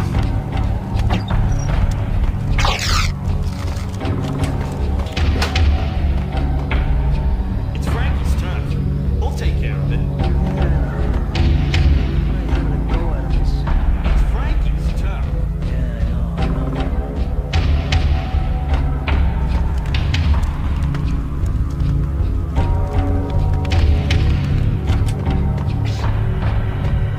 What?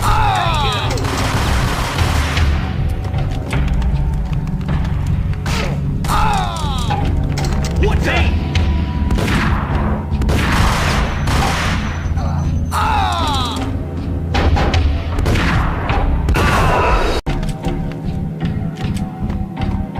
Hold it up!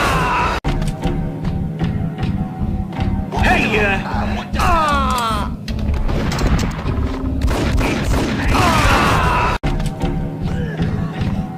what the hell?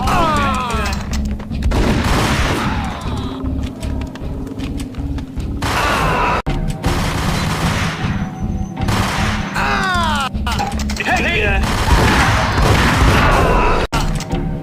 There he is! There he is! Hold it! There he is! There!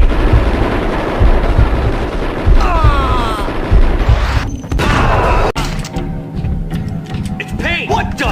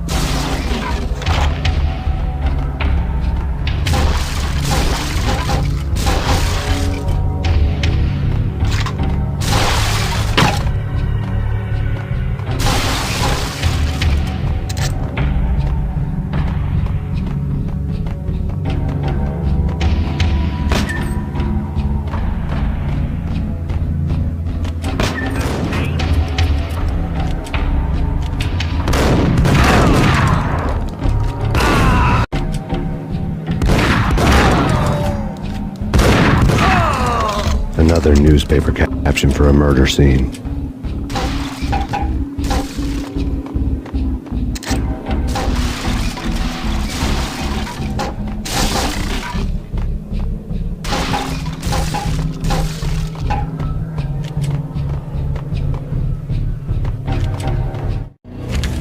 Frankie had left his calling card, a Captain Baseball bat boy strip, next to a sewer passage filled with bodies. You'd better not mess with Captain Baseball, Bat Boy. Even my arch enemy, Bicycle Helmet Girl, swoons at the sight of me. Aha! There were enough corpses to put a mass murderer to shame.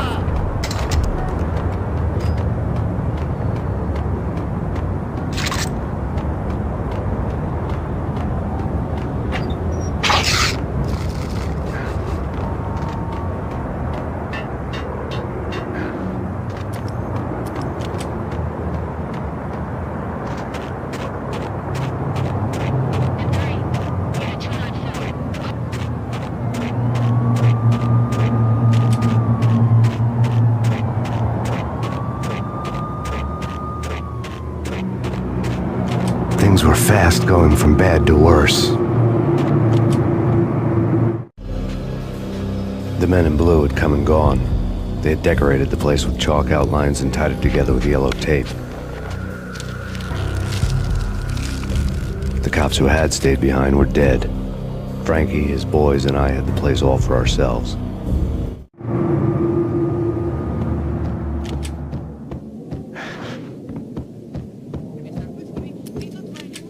Just forget about it. Just forget about it. Hey, just forget about it. That crazy witch, you should have heard her. She was a real scream when the boys caught her trying to cap the Don. Oh, that's friggin' bad. To the trio? That's even worse than what Frankie's doing to that poor bastard downstairs. She's gonna take a long time to die. The mobster muscle on the phone was talking about Mona. Punchinello's trio were nothing but bad news. It's Payne! Just forget about it. Just forget about it. Hey, just forget about it. That crazy witch, you should have heard her. She was a real scream when the boys caught her trying to cap the Don. Oh, that's friggin' bad. To the trio? That's even worse than what Frankie's doing to that poor bastard downstairs. She's gonna take a long time to die. The mobster muscle on the phone was talking about Mona. Punchinello's trio were nothing but bad news. It's Payne!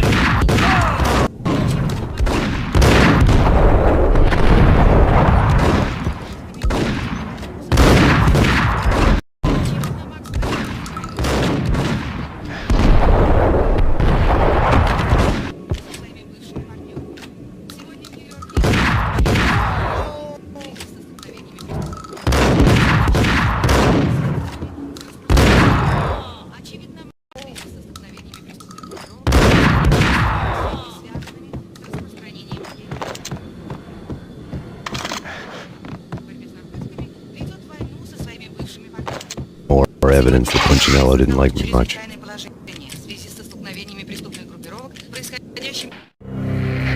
The fact remains that all the victims so far identified in the Ragnarok shooting have been known criminals, many of whom had large doses of V in their blood. Reliable sources say that Max Payne was also among those killed, although no body has been recovered at this time. Reliable sources. That meant somebody thought the Mafia had me, didn't want the cops snooping around anymore. The body would be delivered to them barely recognizable. Case closed. Don Punchinello had the power to be that reliable source, which was no news. But his news was old news. Framing me hadn't been enough. Don Punchinello had put a hit on me. He wanted me dead, and it had been important enough for him to give written instructions to Frankie about it. Max Payne should die like a dog for the trouble he's caused. Frankie, I know I can trust you to give this matter the dedication it needs.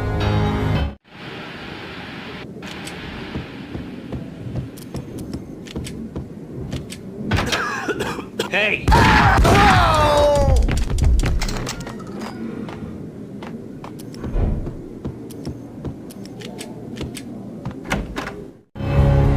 The hotel bar was fast developing quite a history. True to his words, Frankie was there, having a beer. Jesus Christ.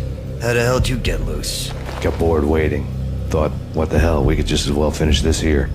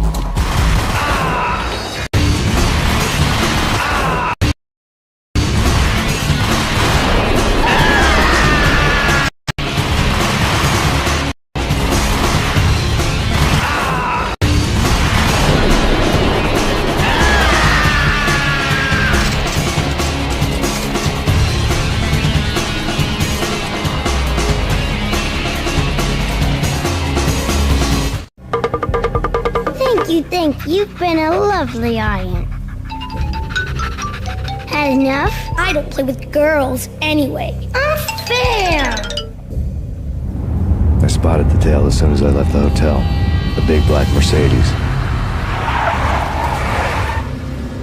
I'd seen the car before. That time it had heralded in precedence. Vladimir was back. Bang! You're dead, Max Payne. I might have laughed if I remembered how. What's this supposed to be? Cops and robbers? Look, you want something with me? Get in line. Peace, man. Relax. You know you are a real news item. Armed and dangerous. I am going to make you an offer you can't refuse. I've always wanted to say that. It's a bum rap. I've been framed. Well, that's a moot point. Whatever you did or did not do, I'm sure you had good reason for doing it. Want to hear me out? I'm listening.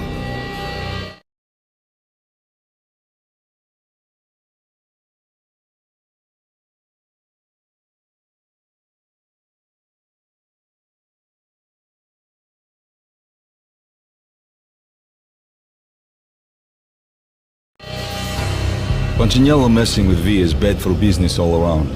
But that's not all. There is this guy, Boris Dime, used to pull jobs for me. He's the captain of the cargo ship Charon. Now the bastard turncoat has gone over to the other side, Punchinello's. The ship's loaded with high-res hardware, guns, my business. If Punchinello gets hold of that cargo, he's won and I have lost. And you'll have your work cut out for you. If you want to get to Punchinello, you need heavy-duty persuaders. I am just the man to get them for you. Change the ship back under my flag, maybe pop 2 in the traitor Dime's head while you're at it. You'll get enough guns to start the apocalypse. You in or out? Let's get this show on the road. Vladimir was one of those old-time bad guys with honor and morals, which made him almost one of the good guys. None of us was a saint. The Brooklyn riverfront was a maze of rusty containers, sharp-boned cranes looming up from the snowstorm. On a night like this, you couldn't help but think of the dark army of dead men sleeping with the fishes, cement shoes in line. No Minotaur lurked in this labyrinth, but somewhere out there, on the clanking deck of his cargo freighter, the skipper of the Chiron was waiting, like the ferryman of the river Styx. What the?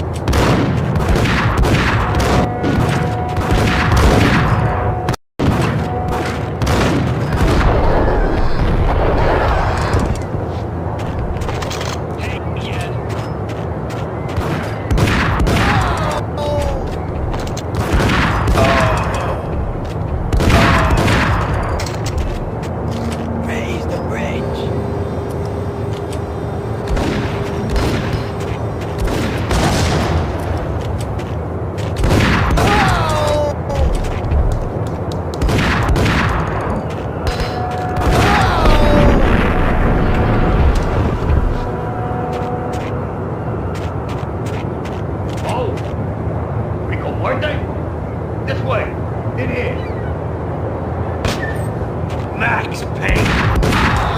I doubted the letter was a receipt.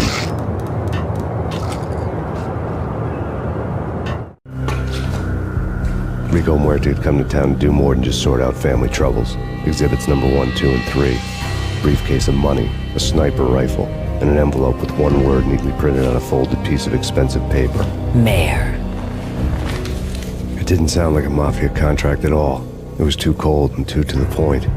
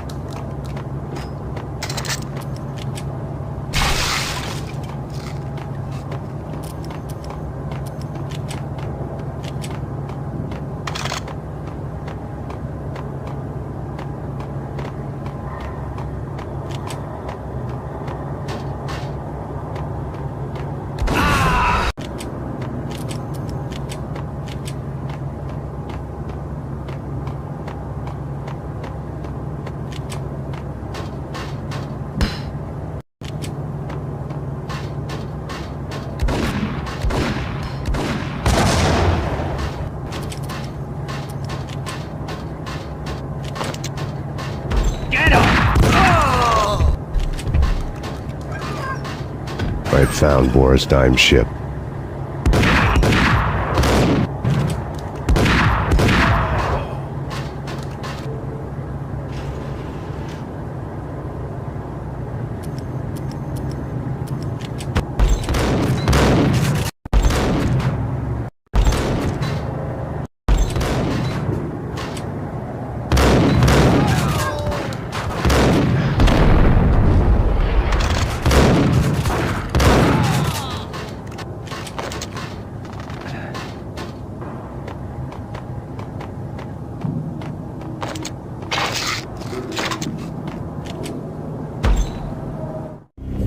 Rust had crept over the sides of the cargo steamer a long time ago. Boris Dime would be on board. I'd have to smoke half of his crew to even get near the gangplank. Guns were probably being kept in the hold, buried amidst the rats and oily water.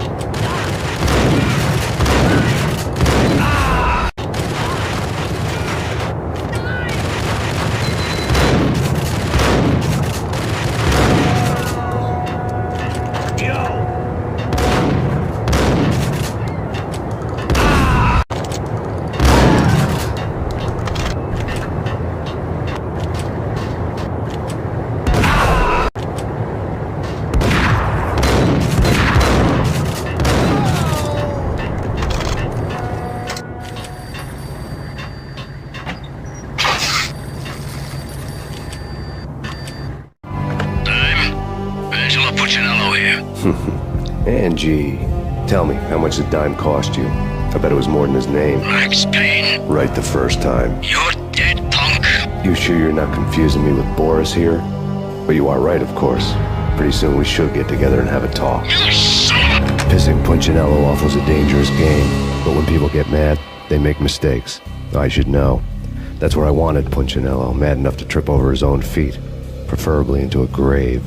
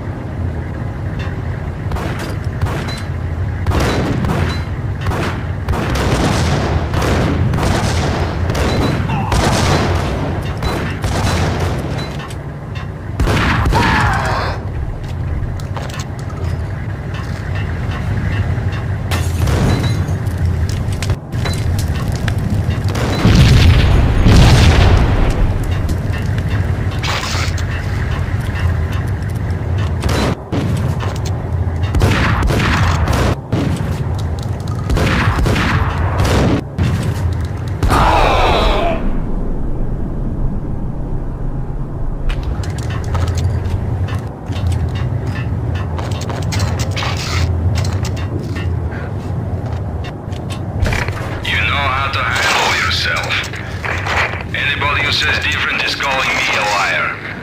Glad of you here. Collect all the guns and ammo you want. Meet me on the bridge afterwards.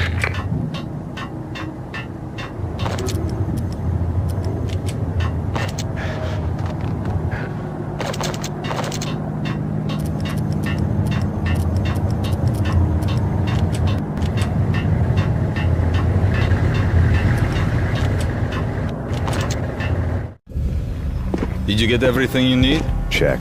I owe you. Anything you need. This is my solo. When I'm through, Punchinello won't be anybody's problem anymore. Clear as vodka. But anytime you get between a rock and a hard place, just whistle. This could be the beginning of a beautiful friendship. You really get a bang out of this big-time gangster act, don't you?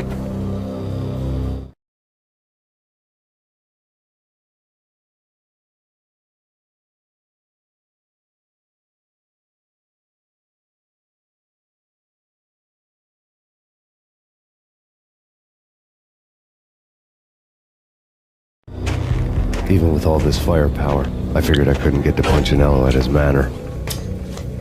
I could only hope that he wouldn't pass a chance to hear me beg to see he's won. This is Max Payne. I want to cut a deal. Payne, you're a dead man. That's what everybody keeps telling me. I got your ship and her cargo. I want to meet. No pain, no gain. Capiche? You know my restaurant? Yeah, I know it. 1 hour. Punchinello's restaurant had seen better days. Snow was falling like ashes from post-apocalyptic skies, but that was outside. Things would soon get hot in the Don's restaurant. I knew it was a long shot, Angelo Punchinello actually showing up, but there was no crime in hoping.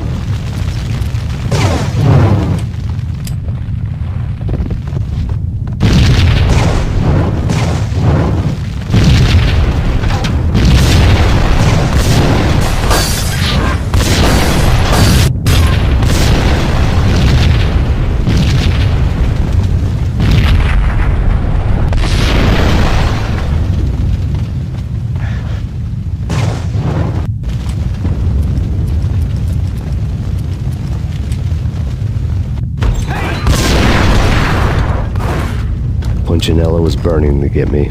The feeling was mutual. He was trying to put out my flames with gasoline.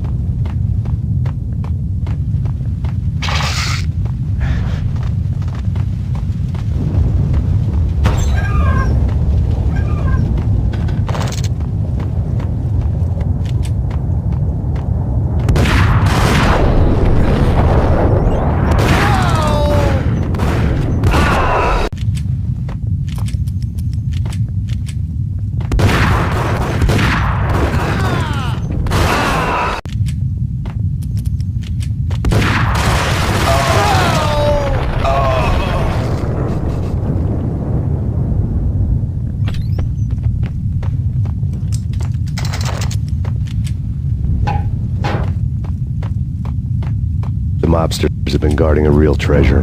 The way out of this disco inferno. It's Payne!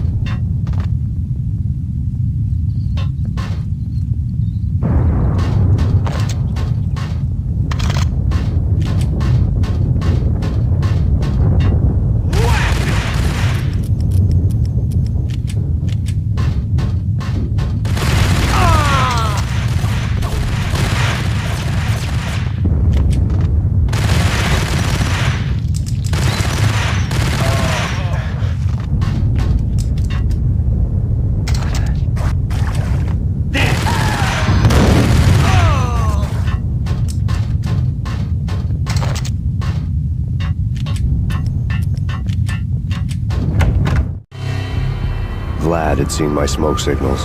The Mercedes was revving to go, almost drowning out the banshee wail of the sirens. You coming?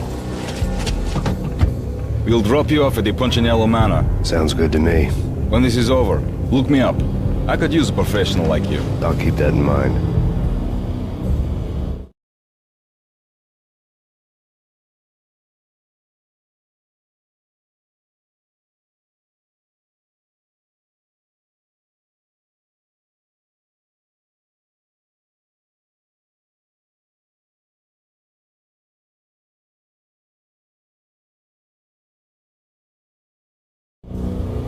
The night groaned with cold. The garden lights flickered nervously.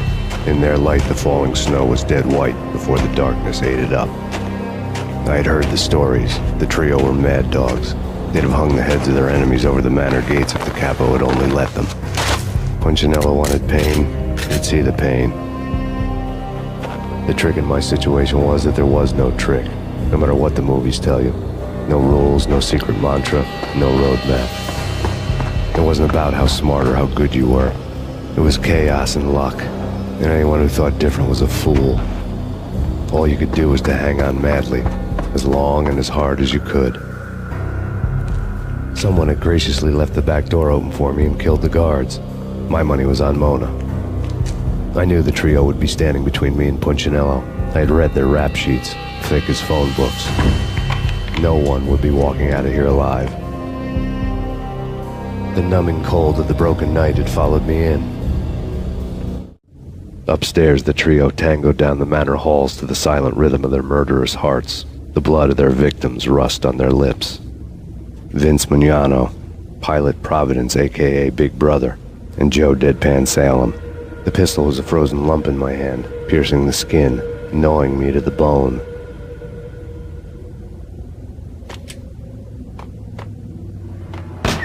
In death, the thug had been promoted to messenger. Someone hadn't enjoyed the Don's hospitality. Someone with a flair for the dramatic. Someone who had let herself out of a locked cell and past a couple of armed guards. My thoughts were on Mona again. I could only hope she was a good enough gambler to walk away while she was still winning, before she'd run into the trio.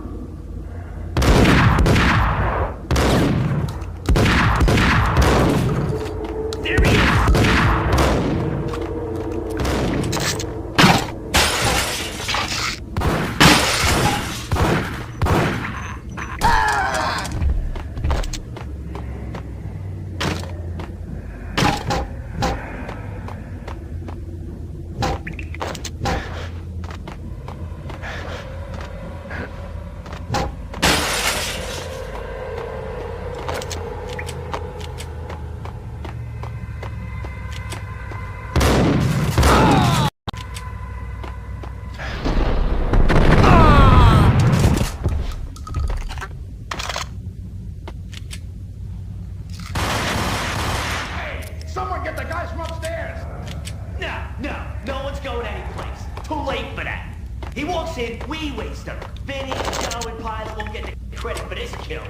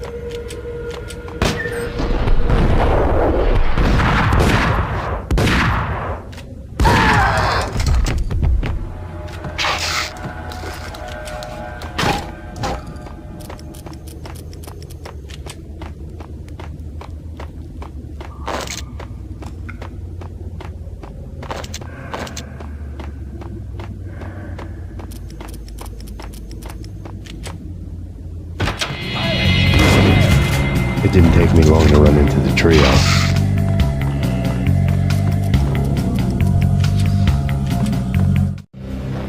The word on Lisa Puccinello was that she was a bit of a witch. The tarot cards on the kitchen table fit the picture. They weren't my kind of cards, but I was willing to take a crack at the hand Mrs. Puccinello had dealt. The first card was the Tower. Maybe that was supposed to be the manor. It got easy after that. The devil was the master of the house, and death was me, coming for him.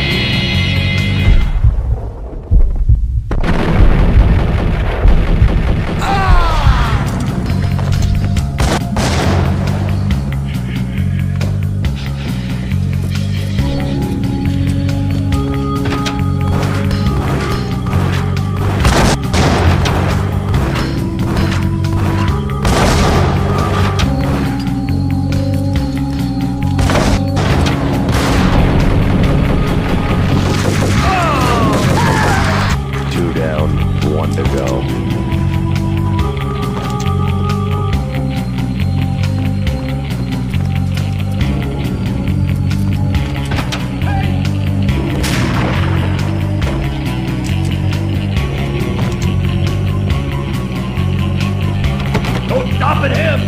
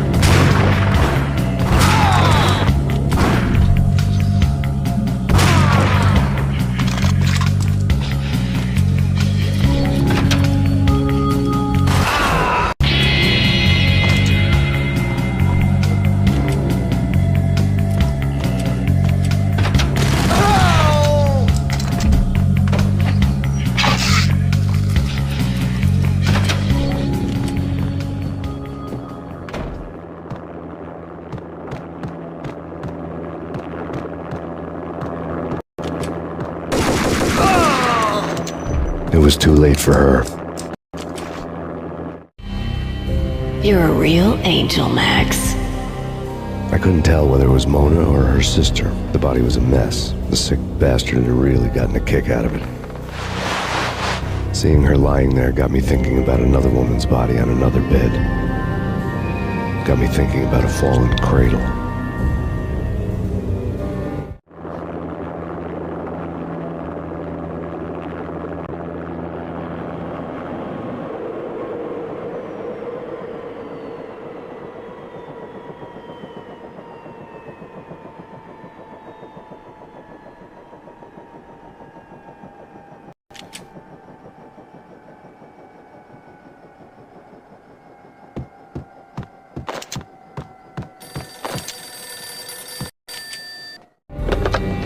Max Payne.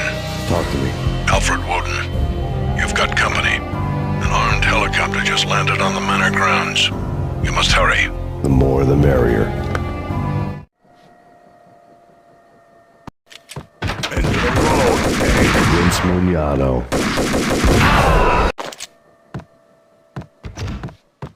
Into the road, Payne. Vince Mugnano.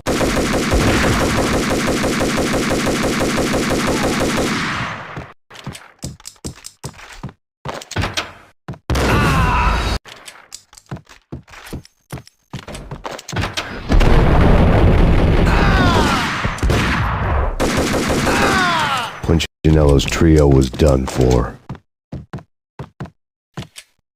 Outside my door. Hurry. He's coming for me. You gotta hurry. Please. I could hear Punchinello on the phone begging for help. He should have been saying his goodbyes.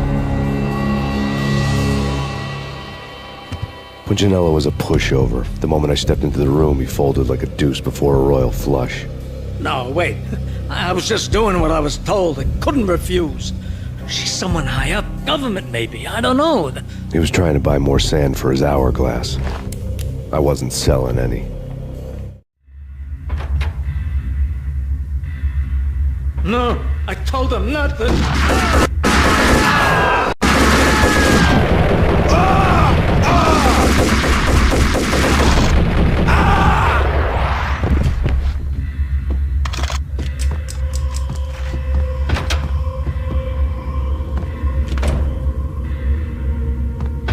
Drop it. Don't move. Game over, Max Payne. I could tell when I was outgunned. It was time to take another beating. The mystery witch was a real barracuda. Trouble on dagger heels, a smoking assault rifle in her hand, and an army of killer suits behind her. How sweet. I get to kill two birds with one stone. Sooner or later, it was going to catch up with you.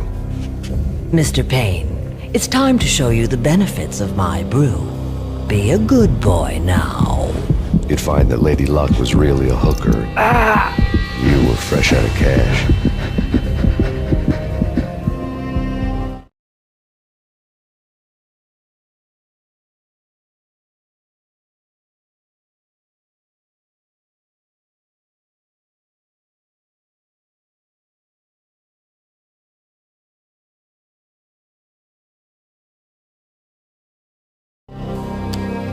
Gentlemen, we're done here. Take me to Cold Steel.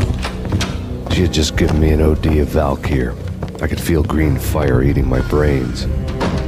They turned to steam. They did a fade on me. I'd never had a chance.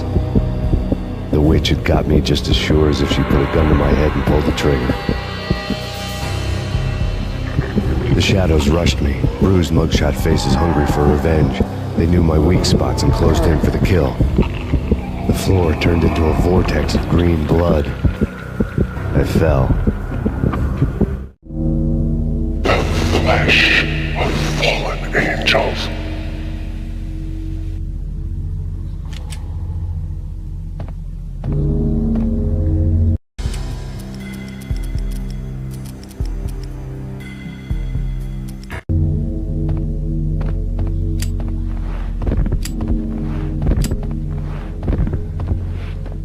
Who's there? Max? Max, is that you? Max? Where are you, Max? Please. No, please, Max, no. I'm sorry. Please don't, Max, no.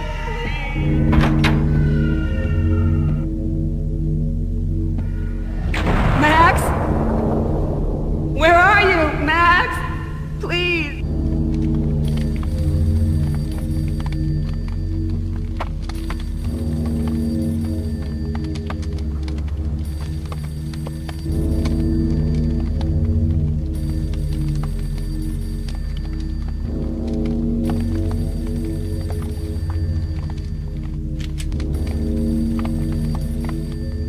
The letter was staring at me.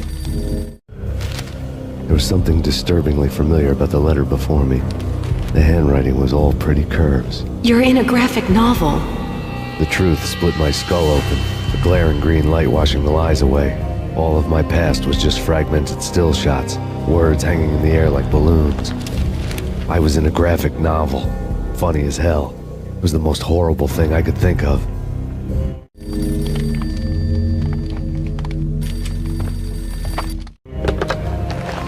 Shiny stuff, and dreams are made of stooped necromancers. He sings like a banana wrist, having strayed too close to the constellations on their shaved skulls. It was a bad line in a prank call.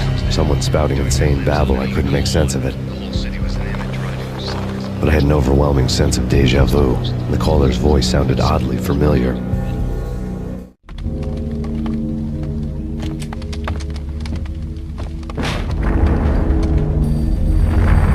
The weird piece of paper looked dangerous. There was something disturbingly familiar about the letter before me. The handwriting was all pretty curves. You're in a computer game, Max. The truth was a burning green crack through my brain, weapon statistics hanging in the air, glimpsed out of the corner of my eye, endless repetition of the act of shooting, time slowing down to show off my moves, the paranoid feel of someone controlling my every step. I was in a computer game. Funny as hell, it was the most horrible thing I could think of.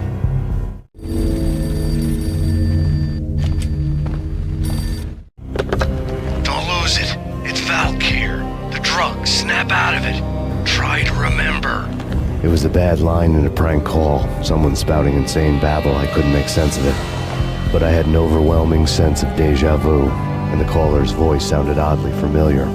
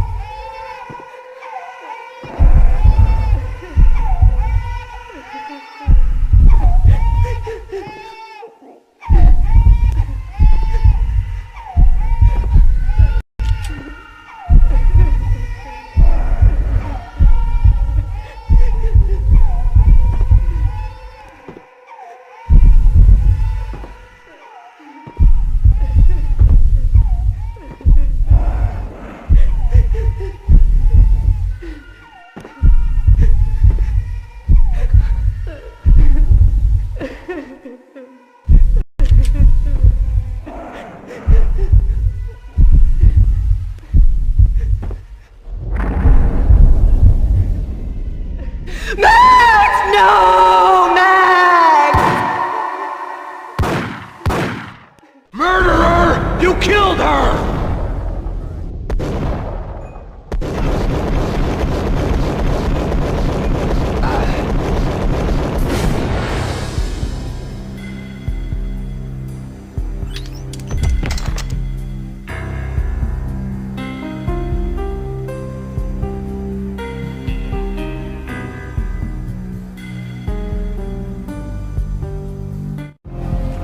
Max, something happened at the office today. A strange memo. Something about Vikings. Honey, I gotta run. You can tell me all about it this evening. Have a nice day, darling. The bullet holes were rubies on her chest, blood glowing on her ivory skin. She was so beautiful. The killer was smiling. The flesh of fallen angels.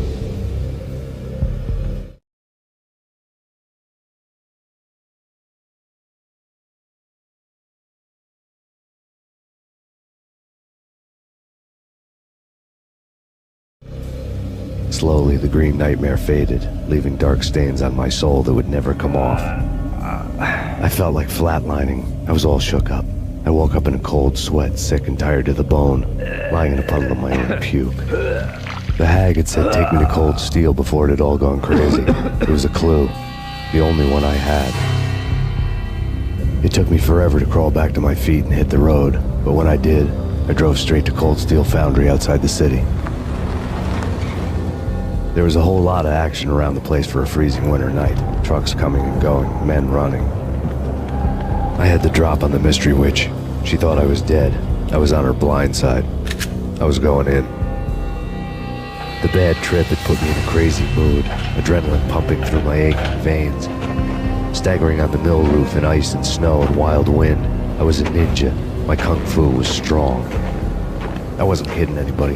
At best, I was Superman on Kryptonite about to fall through a skylight, down to where it was all going down. A half-abandoned industrial area in the middle of nowhere. The factory was a perfect front for any number of illegal activities.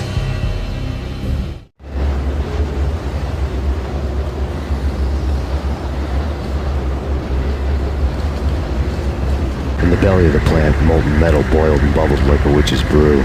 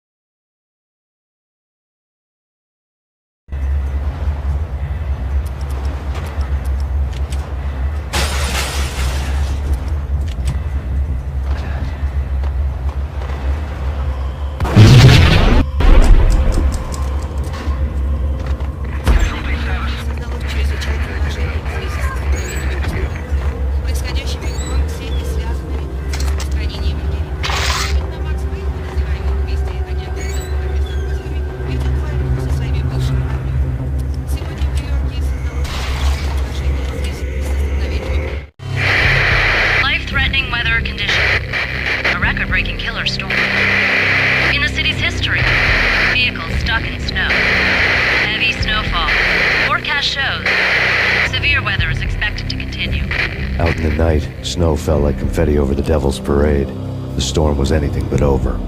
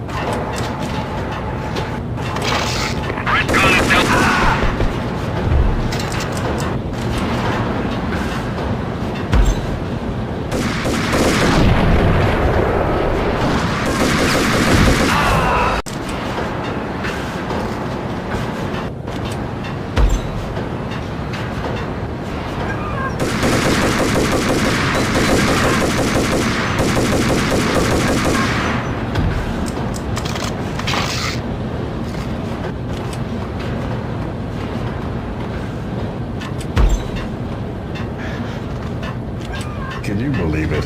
I bet they sleep with their rifles. I bet they've given them names. I guess. So, you don't have a name for your gun? Hello? Hell no. You do?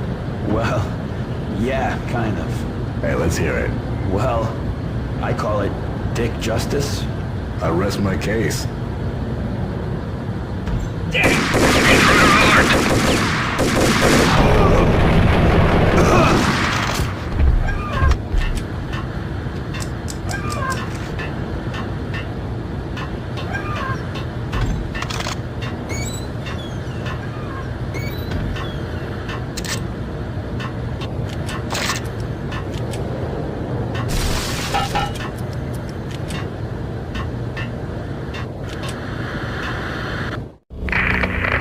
Perimeter breached. The facility has been compromised. Repeat, the Deep Six has been compromised. Initiate Operation Deadeye. The walkie-talkie military lingo could mean only one thing. They were getting ready to destroy the evidence and vanish into the night. I was so close. The hidden truths were just around the corner.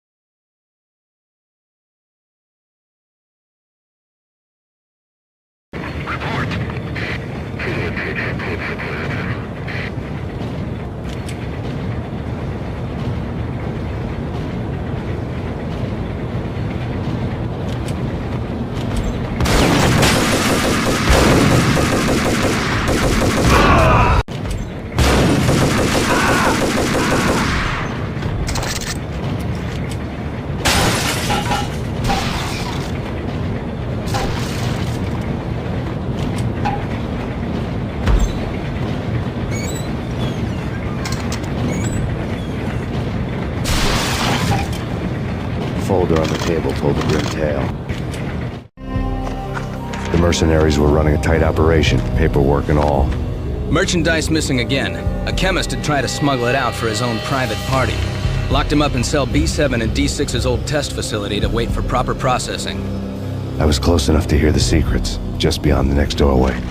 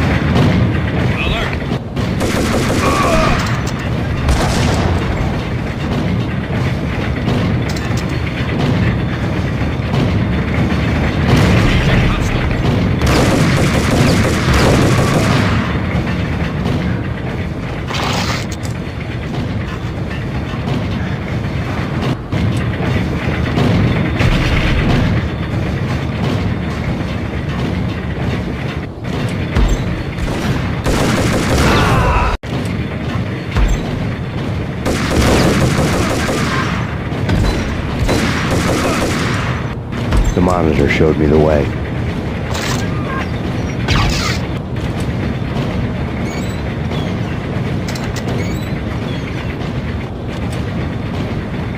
Processing diagrams filled the control room screens, all but one. An elevator titled D6 on one of the screens, somewhere onwards, past rows of ovens, in the core of the plant.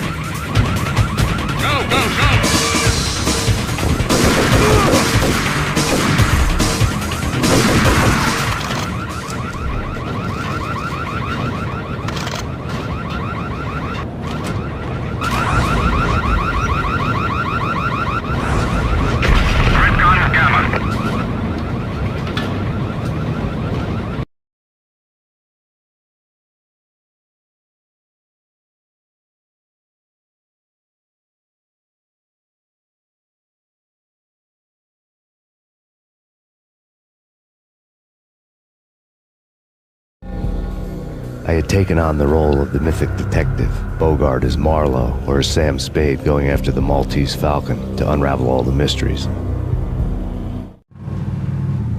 Following a path of clues to that final revelation, even if it would take me down to the cold, cavernous depths of a grave. You can't do this! My men are still inside! Do you have any idea why this is called Operation Dead Eyes?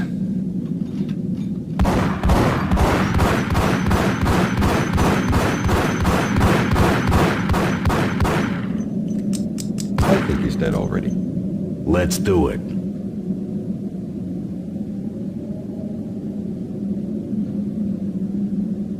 Attention all personnel. The self-destruction sequence has been initiated. Evacuate the complex immediately. We've got company. Repeat. The self-destruction sequence has been initiated. Proceed to the nearest exit immediately.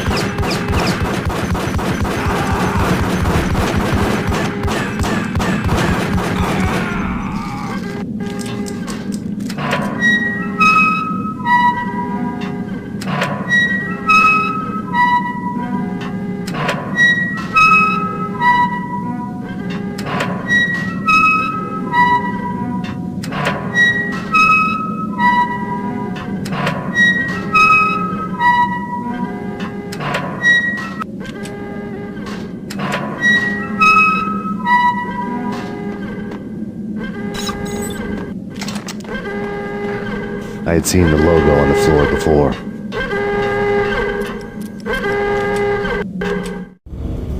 There was an old army bunker under the steel mill. I knew the military plaque on the floor. I had seen 1,000 variations of the insignia on crumbling brick walls everywhere in the city. The sword replaced by a syringe. Project Valhalla, V for Valkyr, V for Valhalla. All of a sudden it read like a crackpot conspiracy theory. Attention all personnel. The self-destruction sequence has been initiated. Abort! Abort! The self-destruction sequence has been initiated! Get the hell out of here! The place is gonna blow!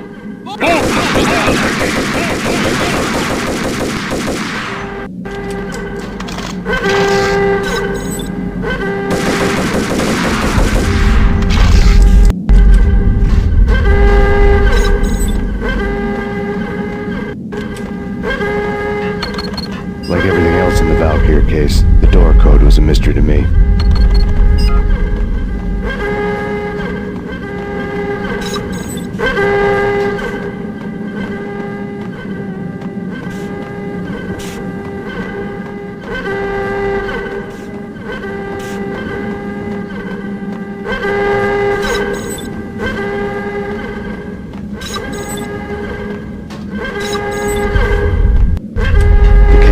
Using the workstation when he died. The half-life of the lab rat had ended online, his password blinking on the screen. 665, neighbor of the beast.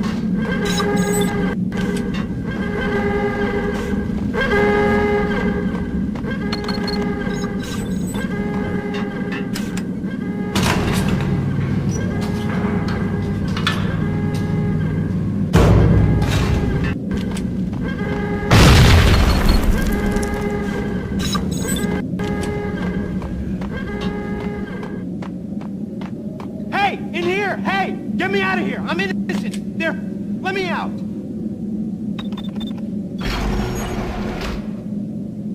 Thanks! I thought I was gonna die in there for sure. I need you to get me through the decontamination chamber airlock. You're crazy! No way! The place is blowing up, for Christ's sakes! Either that or back to the cell. Your choice. Okay, I'll do it! I'll do it!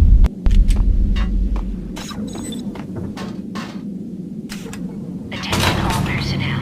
The self-destruction sequence has been initiated. Proceed to the nearest exit immediately.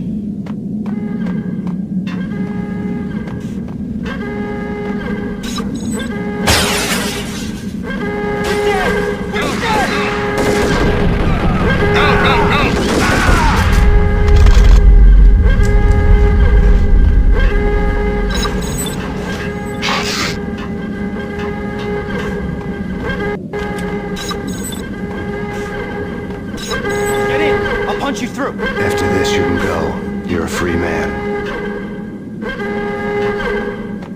Decontamination in progress. Bad.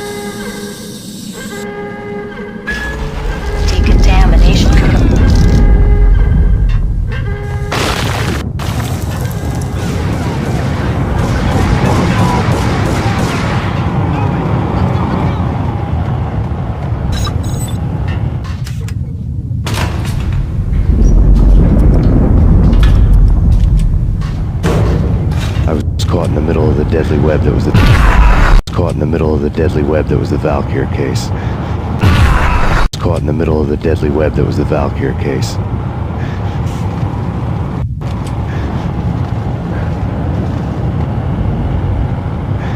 One of the lab terminals had the project logo on the screen. Top secret. Project Valhalla. U.S. Army. Yggdrasil Network. Valhalla. The otherworldly place in Norse mythology where the bravest heroes spent their afterlife feasting and fighting forever, their wounds miraculously healed night after night. Valkyr. The maidens who chose the most courageous Viking warriors and carried them to Valhalla. 1991. The research objective is to create a chemical substance to enhance the stamina and morale of infantry troops. 1995. Results unsatisfactory. Project canceled. Someone had decided to continue the sick experiment unauthorized. Project compromised. Data leak. Fix the damage by any means necessary. Security clearance red. Authorized by the project lead. Field test. Double the dosage for all the remaining test subjects. Observe and record the subject's behavior in an urban setting. The drop-off point was my old address in New Jersey. The file dated 3 years ago. Just when you thought you had reached the deepest depths of horror, it suddenly got worse. How to turn off that small voice inside your head that started to whisper that you should be glad that now, if not before, your revenge was justifiable on any conceivable moral scale. That small voice proved, beyond any doubt, that I was damned. The dagger-heeled woman had come and gone a long time ago. There was nothing more for me here. The bunker's name was acting as a self-fulfilling prophecy.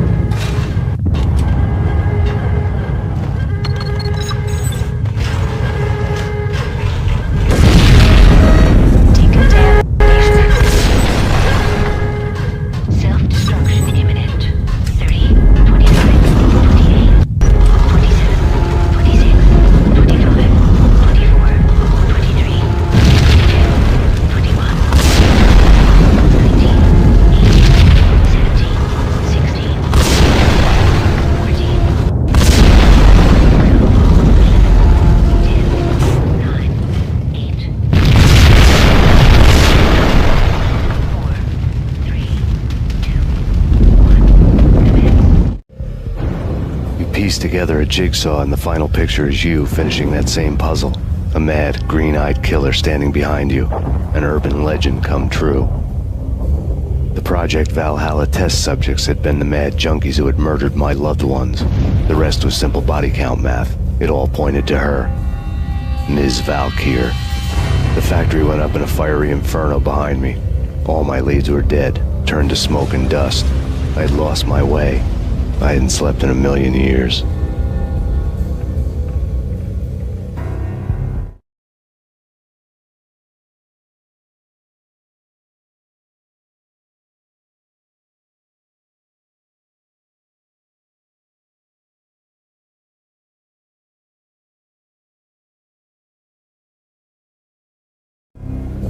I felt thin as death. I've been living on an endless supply of week-old donuts. They were fuel for this crazy furnace inside my head. I couldn't remember when I had last seen the sun. I was on a permanent graveyard shift. When the darkness fell, New York City became something else, any old Sinatra song notwithstanding. Bad things happened in the night, on the streets of that other city, Noir York City. I was in an all-night diner, downing cup after cup of coffee that tasted like engine oil, when a new message from BB got me back on the killer track. What the hell happened at Roscoe Street? Maxie, I'm going out on a limb here. We need to talk this through, come up with a plan. 2:30 a.m., the Choir Communications Garage. The more I thought about Alex's murder and the frame-up, the more it felt like an inside job. I should have seen it coming. BB had sold me out, and now he wanted to finish what he'd started. The garage was dead. BB showed up in his tailor-made suit, gold watch, and cufflinks to match, all way beyond a cop's pay. Maxie. Oozing suave charm, he was guilty as hell. What's BB stand for anyway? Backstabbing bastard? Come on, don't be like that. Have a cigar. I don't smoke. You have no idea how big this is. It's huge. You have no idea.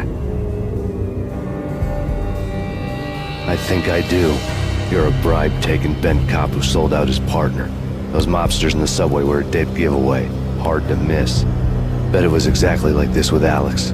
Up close and personal. You can't win this one, Max. No, but I can make damn sure none of you do either. BB turned out to be another cardboard cutout bad guy.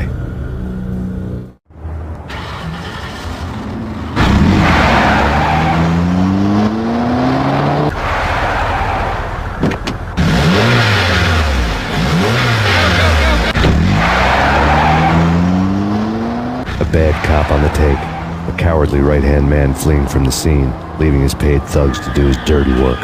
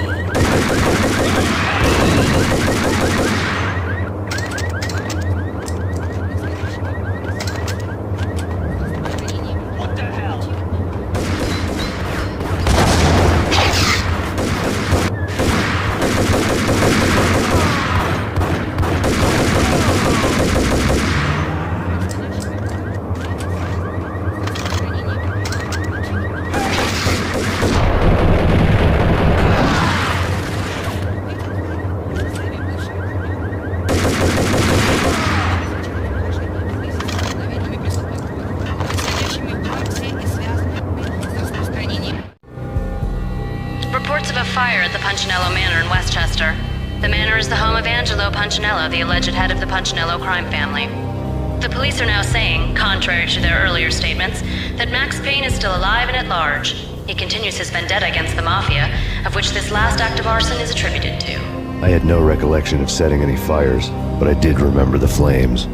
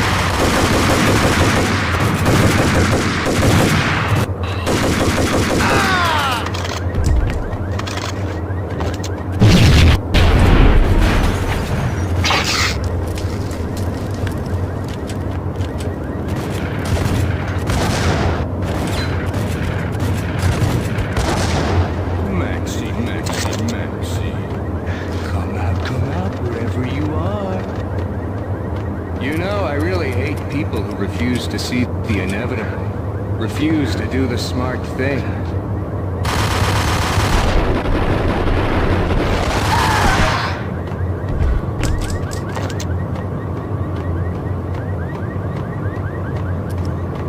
The payphone started to ring.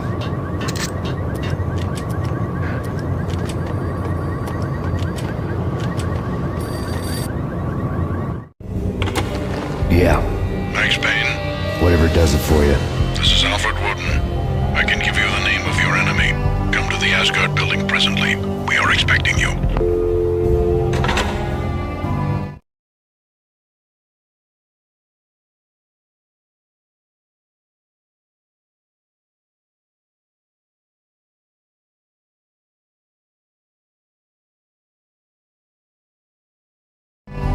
Woden was waiting for me on the steps of the old building. Mr. Payne, let's go inside. The others are anxious to begin. The others? Despite the general misconception, this building actually predates the City Hall by 2 years, thus being the oldest municipal building still in use here at the foot of the Brooklyn Bridge. No kidding. The old man played tour guide as he led me through a dark domed hall. The answers I was after loomed large ahead. Mr. Payne, I would like to introduce you to my colleagues in what we call the Inner Circle. You've been watching too much X-Files. You have seen the files on Project Valhalla. We can fill the gaps, provide you with the information missing from those files. We were all involved in the early stages of the project during the Gulf War. What's the catch? We would very much like to blow this thing wide open, but our hands are tied.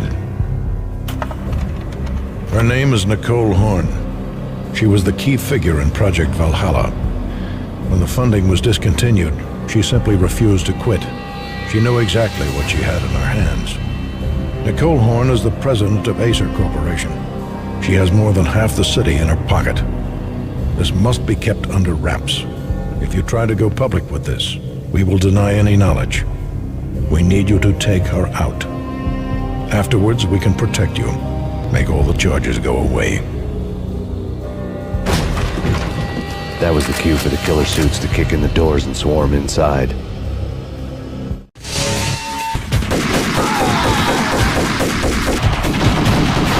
was an impressive floor show, but I decided to leave early anyway. It was only a one-story fall. Lucky me.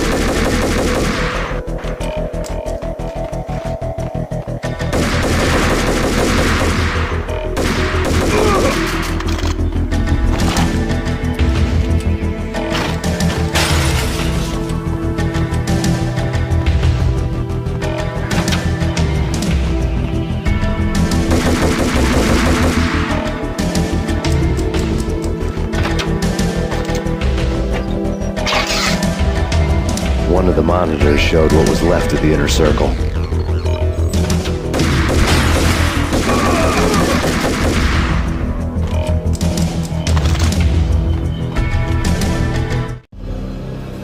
On screen, the so-called corpse of Alfred Woden stood up, miraculously waking from his dirt nap, looking smug among his dead pals. In the land of the blind, the one-eyed man is king. I didn't know how he'd pulled it off, but it was a pretty slick way to get out of all his promises. Most of what he had said fit too well to be a load of crap.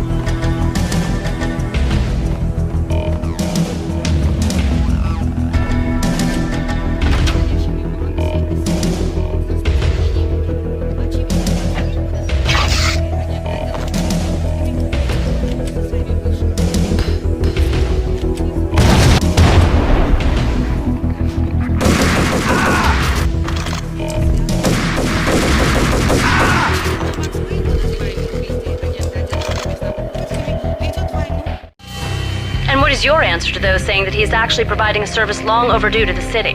This crusade nonsense has gone too far. He's out of control. It must stop. He will be stopped. That was Deputy Chief Jim Bravura from the New York City Police Department.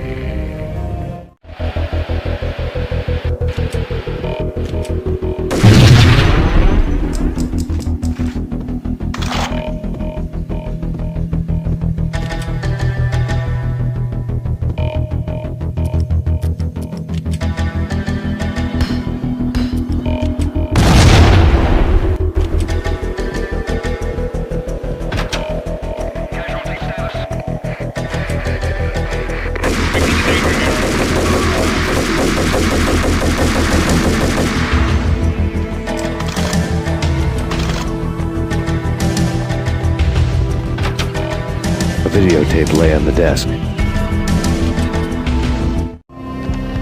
Nicole Horn had blackmailed the inner circle into silence. The tape came with a curt extortion note on a piece of expensive paper. I remembered Candy Dawn taping her clients in action on the side, selling the tapes to the highest bidder. I was sure that kinky sex was nowhere near Alfred Woden's worst sin. But I had a feeling that when this was over, any collateral would come in handy.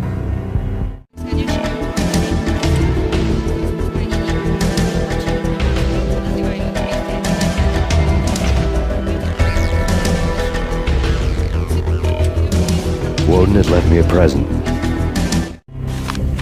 Woden had taken care of my mission preps with military precision. The critical areas in the Acer Corporation headquarters blueprints were circled in red. The president's office was at the top of the building, right below her penthouse suite. The elevators were controlled by a security computer, part of the mainframe located underground below the building. The high-rise was sealed as tight as a sci-fi fortress.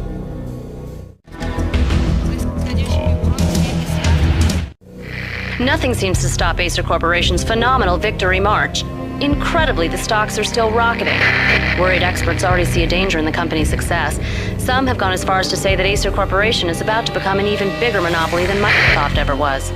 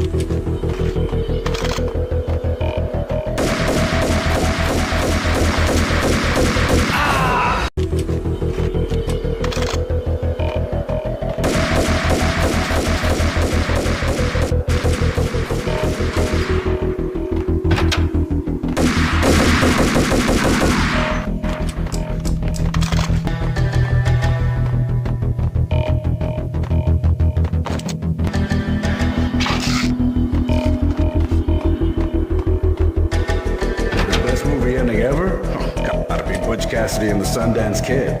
A hero's end, going out with guns blazing. Never heard of it? No? Okay, newer stuff then. The Usual Suspects, where Spacey walks out of the police station and suddenly loses his limb. Or hey, Seven, where Brad Pitt gets to that head-sized blood-soaked cardboard box. Now I know. Freaking zombie demons from outer space. Drowning in blood was cool.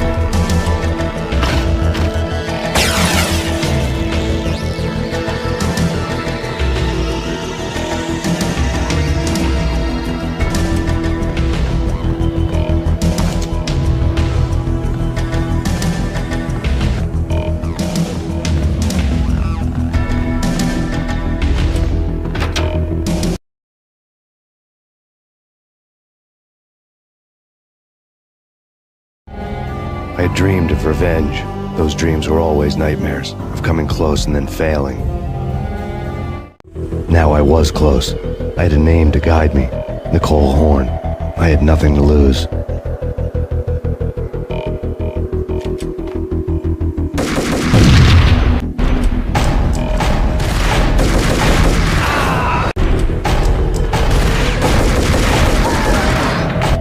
The Inner Circle had quite a track record.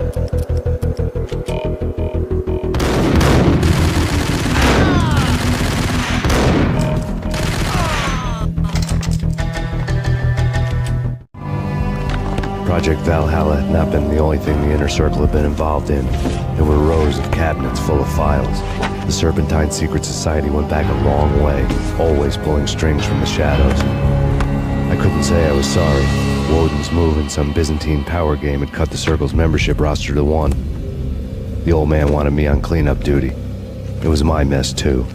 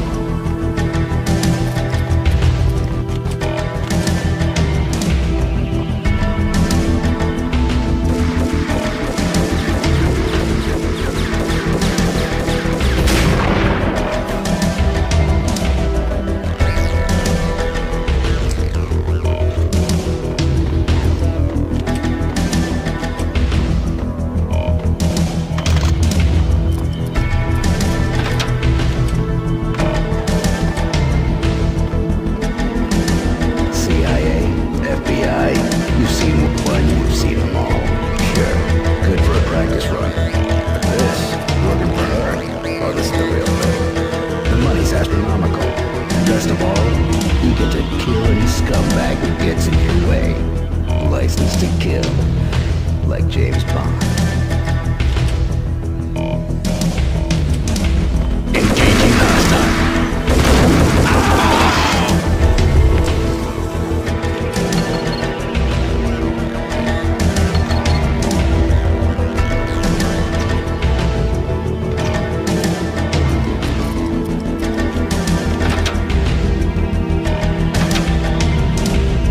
Take him down. Shoot to kill. Let's finish this.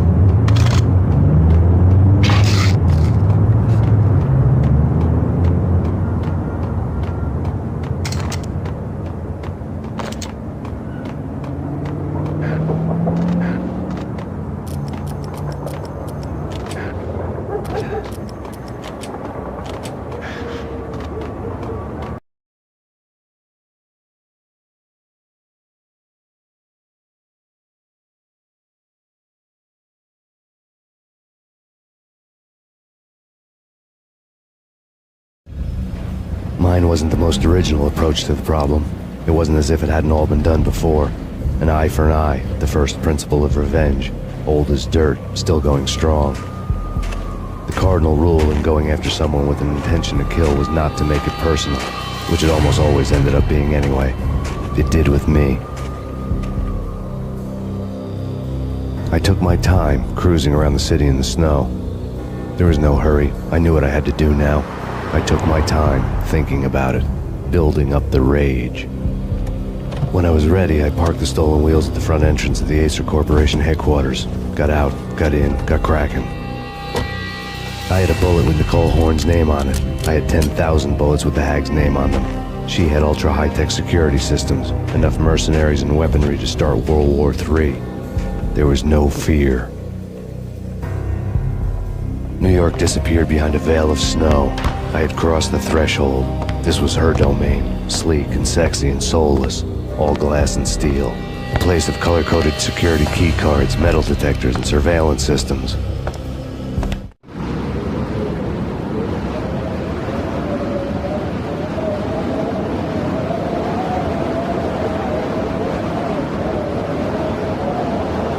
Colder than a walk-in fridge. Cold as a gun.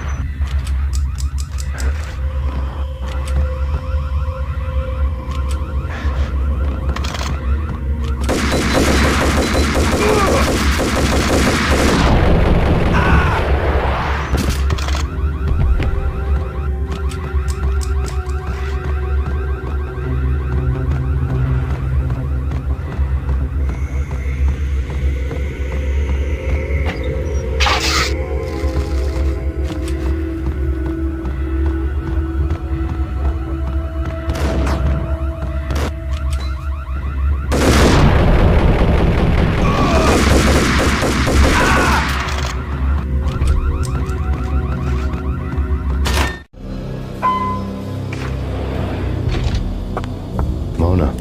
Looking good. Max, we gotta stop meeting like this. It will be a cold day in hell before I let a narc cop stop me. Miss Sachs, do your job. Relax, Max. You're a nice guy. I don't kill nice guys. You're not bad yourself. It was different when Horn wanted Punchinello dead. To cut her ties to the Mafia, he deserved to die. The same goes with her. She's the bad guy here. Her sister was whispering to her in my favor. I knew the appetites of ghosts intimately. They hungered for revenge. No! A gunshot boomed and she fell down in slow motion. She was a nice girl, not really a stone-cold killer. And now she was stone-cold dead. Like religious fanatics or loyal samurai, Horn's private army was coming at me. Max Payne located.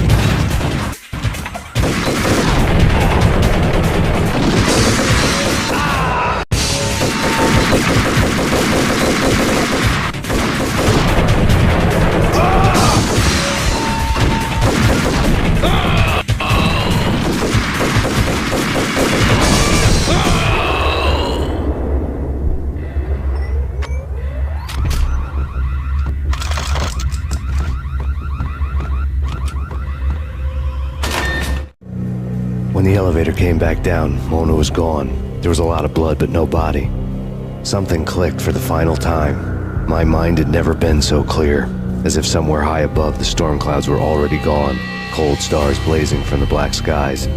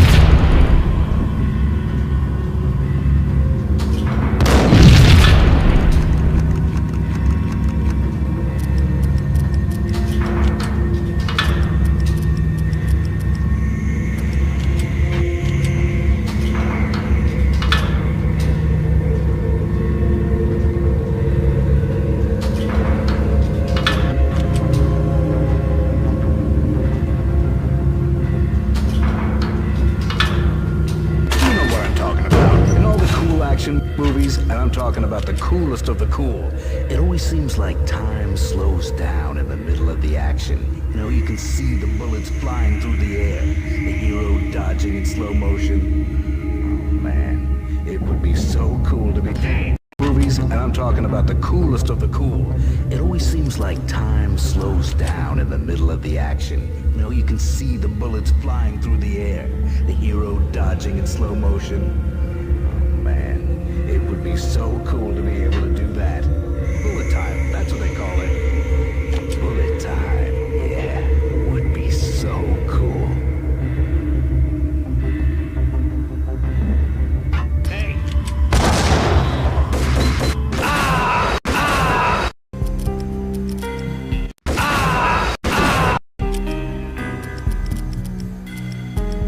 Bullet time, yeah, would be so cool. Yo!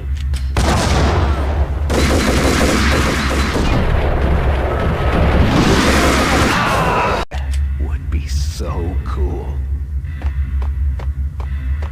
Yo!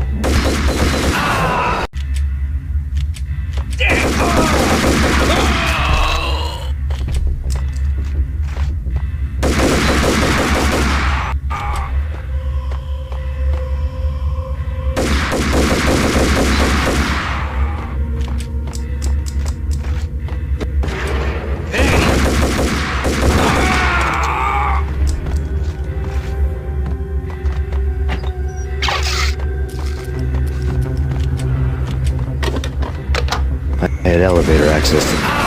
had elevator access to the mainframe. From there, I'd be able to override the security locks and get to her office.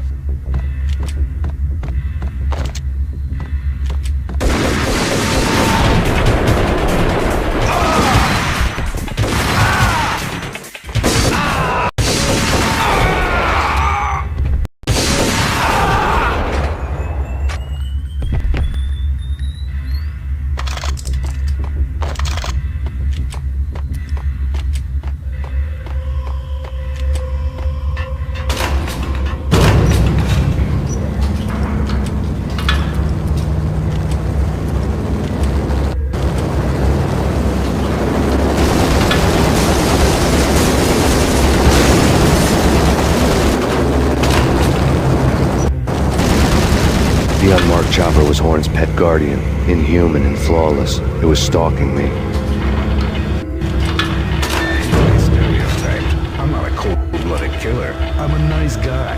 I love my wife. I have 2 boys I'm very proud of. You just have to make the ends meet.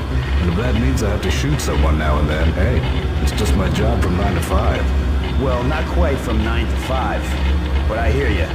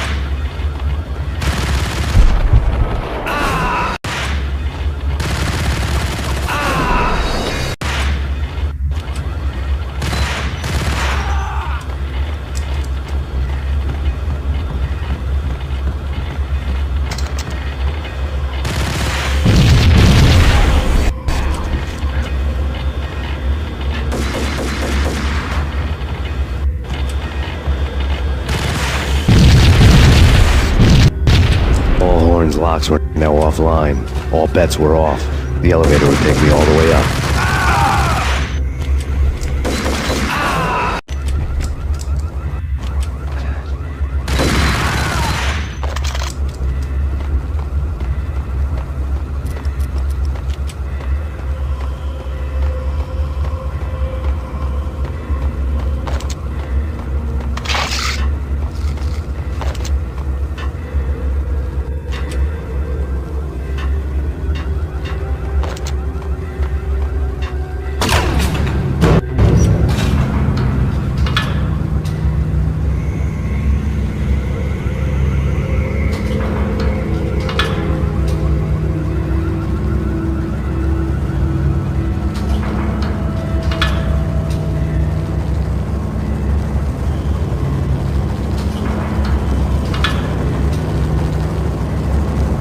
Seen from this height, the night seemed to stretch on to eternity. A hint of desperation had crept into the snowstorm, as if it was trying to get it all out before the end.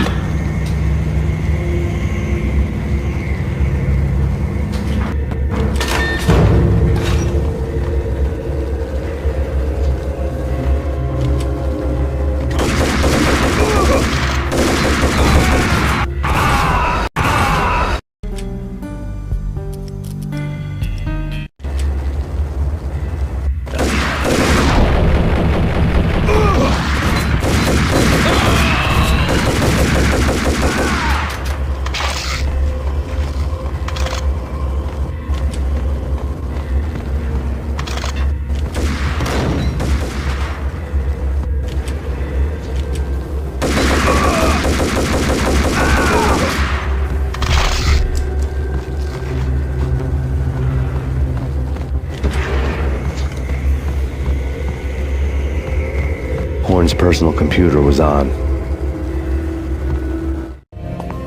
Next to the printer was a neat stack of expensive paper. Hacking through Horn's computer would have unearthed files of criminal plans, strategies for world domination, spy helicopter reports, illegal wiretap recordings, internet porno, all of the above. Take your pick. I really didn't care anymore. I had seen too much of it already.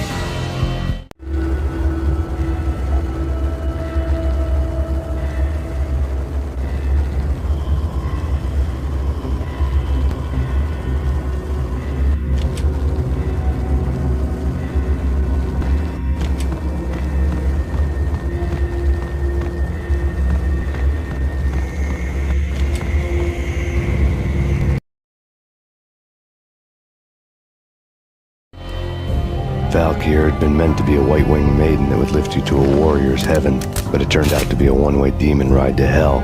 The devil was in the drug. I knew. I had met him.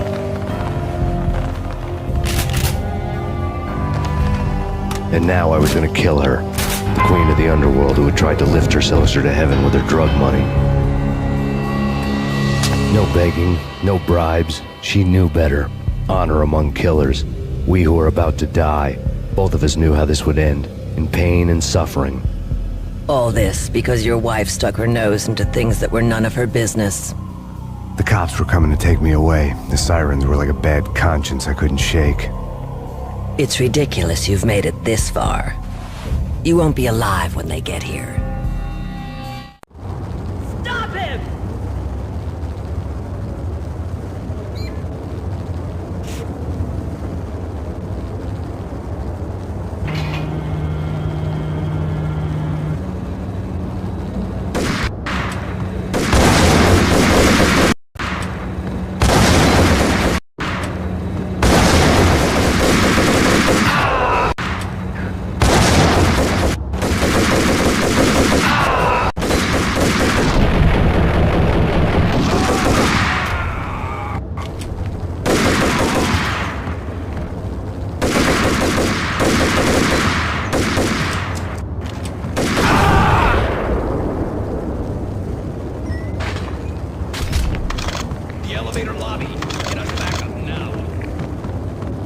Max Payne, this is futile.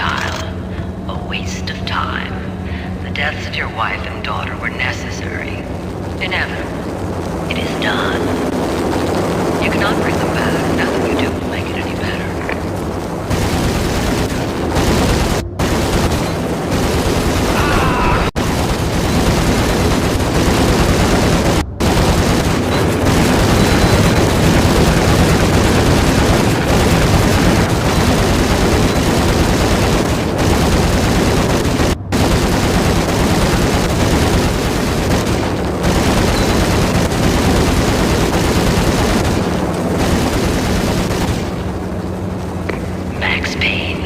You are fighting a losing battle. You cannot survive this. You will die. Stop losing battle. You cannot survive this. You will die. Stop fighting. Make it easy for yourself. Accept your fate. You will die here. Make it easy for yourself. Accept your fate. You will die here.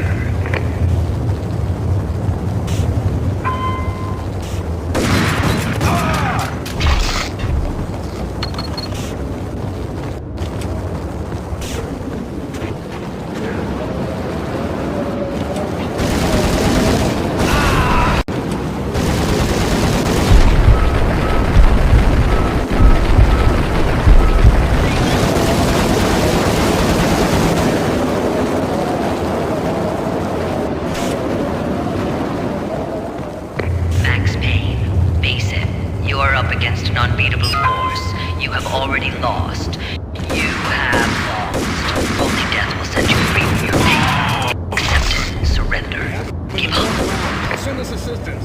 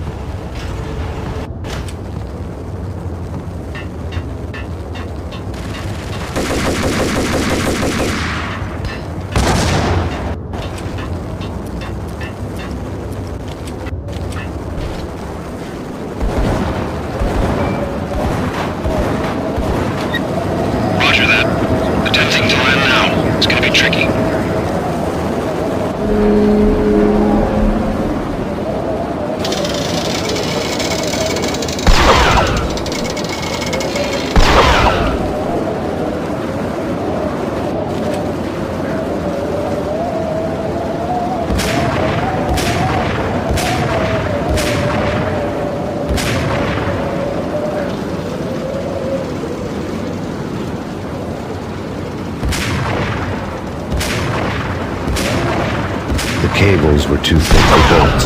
I'd have to find their weak spot to cut them.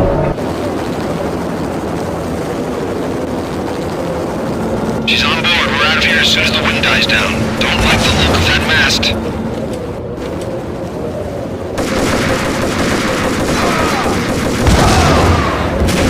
Lift off in 1 minute.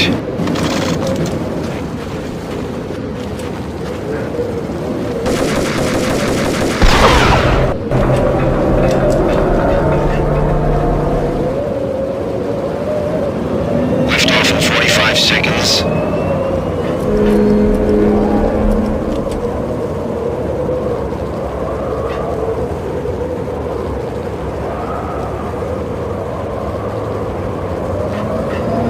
Seconds to lift off.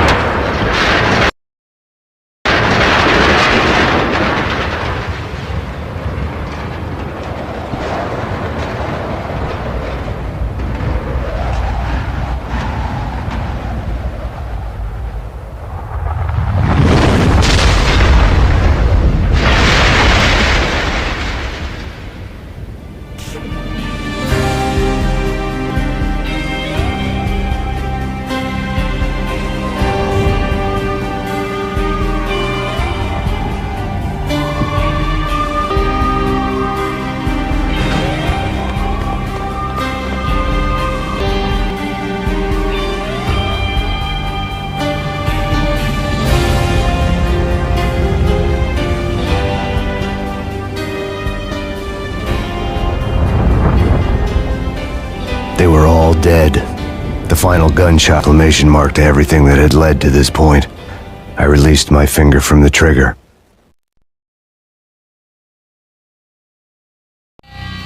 And then it was all over. The storm seemed to lose its frenzy. The ragged clouds gave way to the stars above. Max Payne, this is Deputy Chief Jim Bravura from the NYPD. We've got the building surrounded. Throw down your weapons and lie down with your hands behind your head. A bit closer to heaven.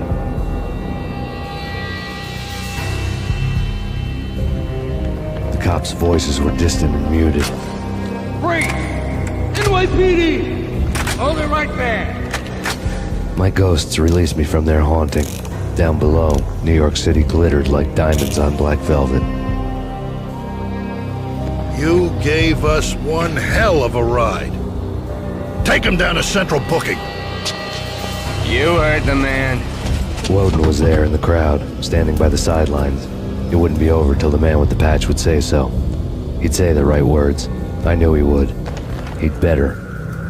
Woden grinned smugly. It was the grin of a winner.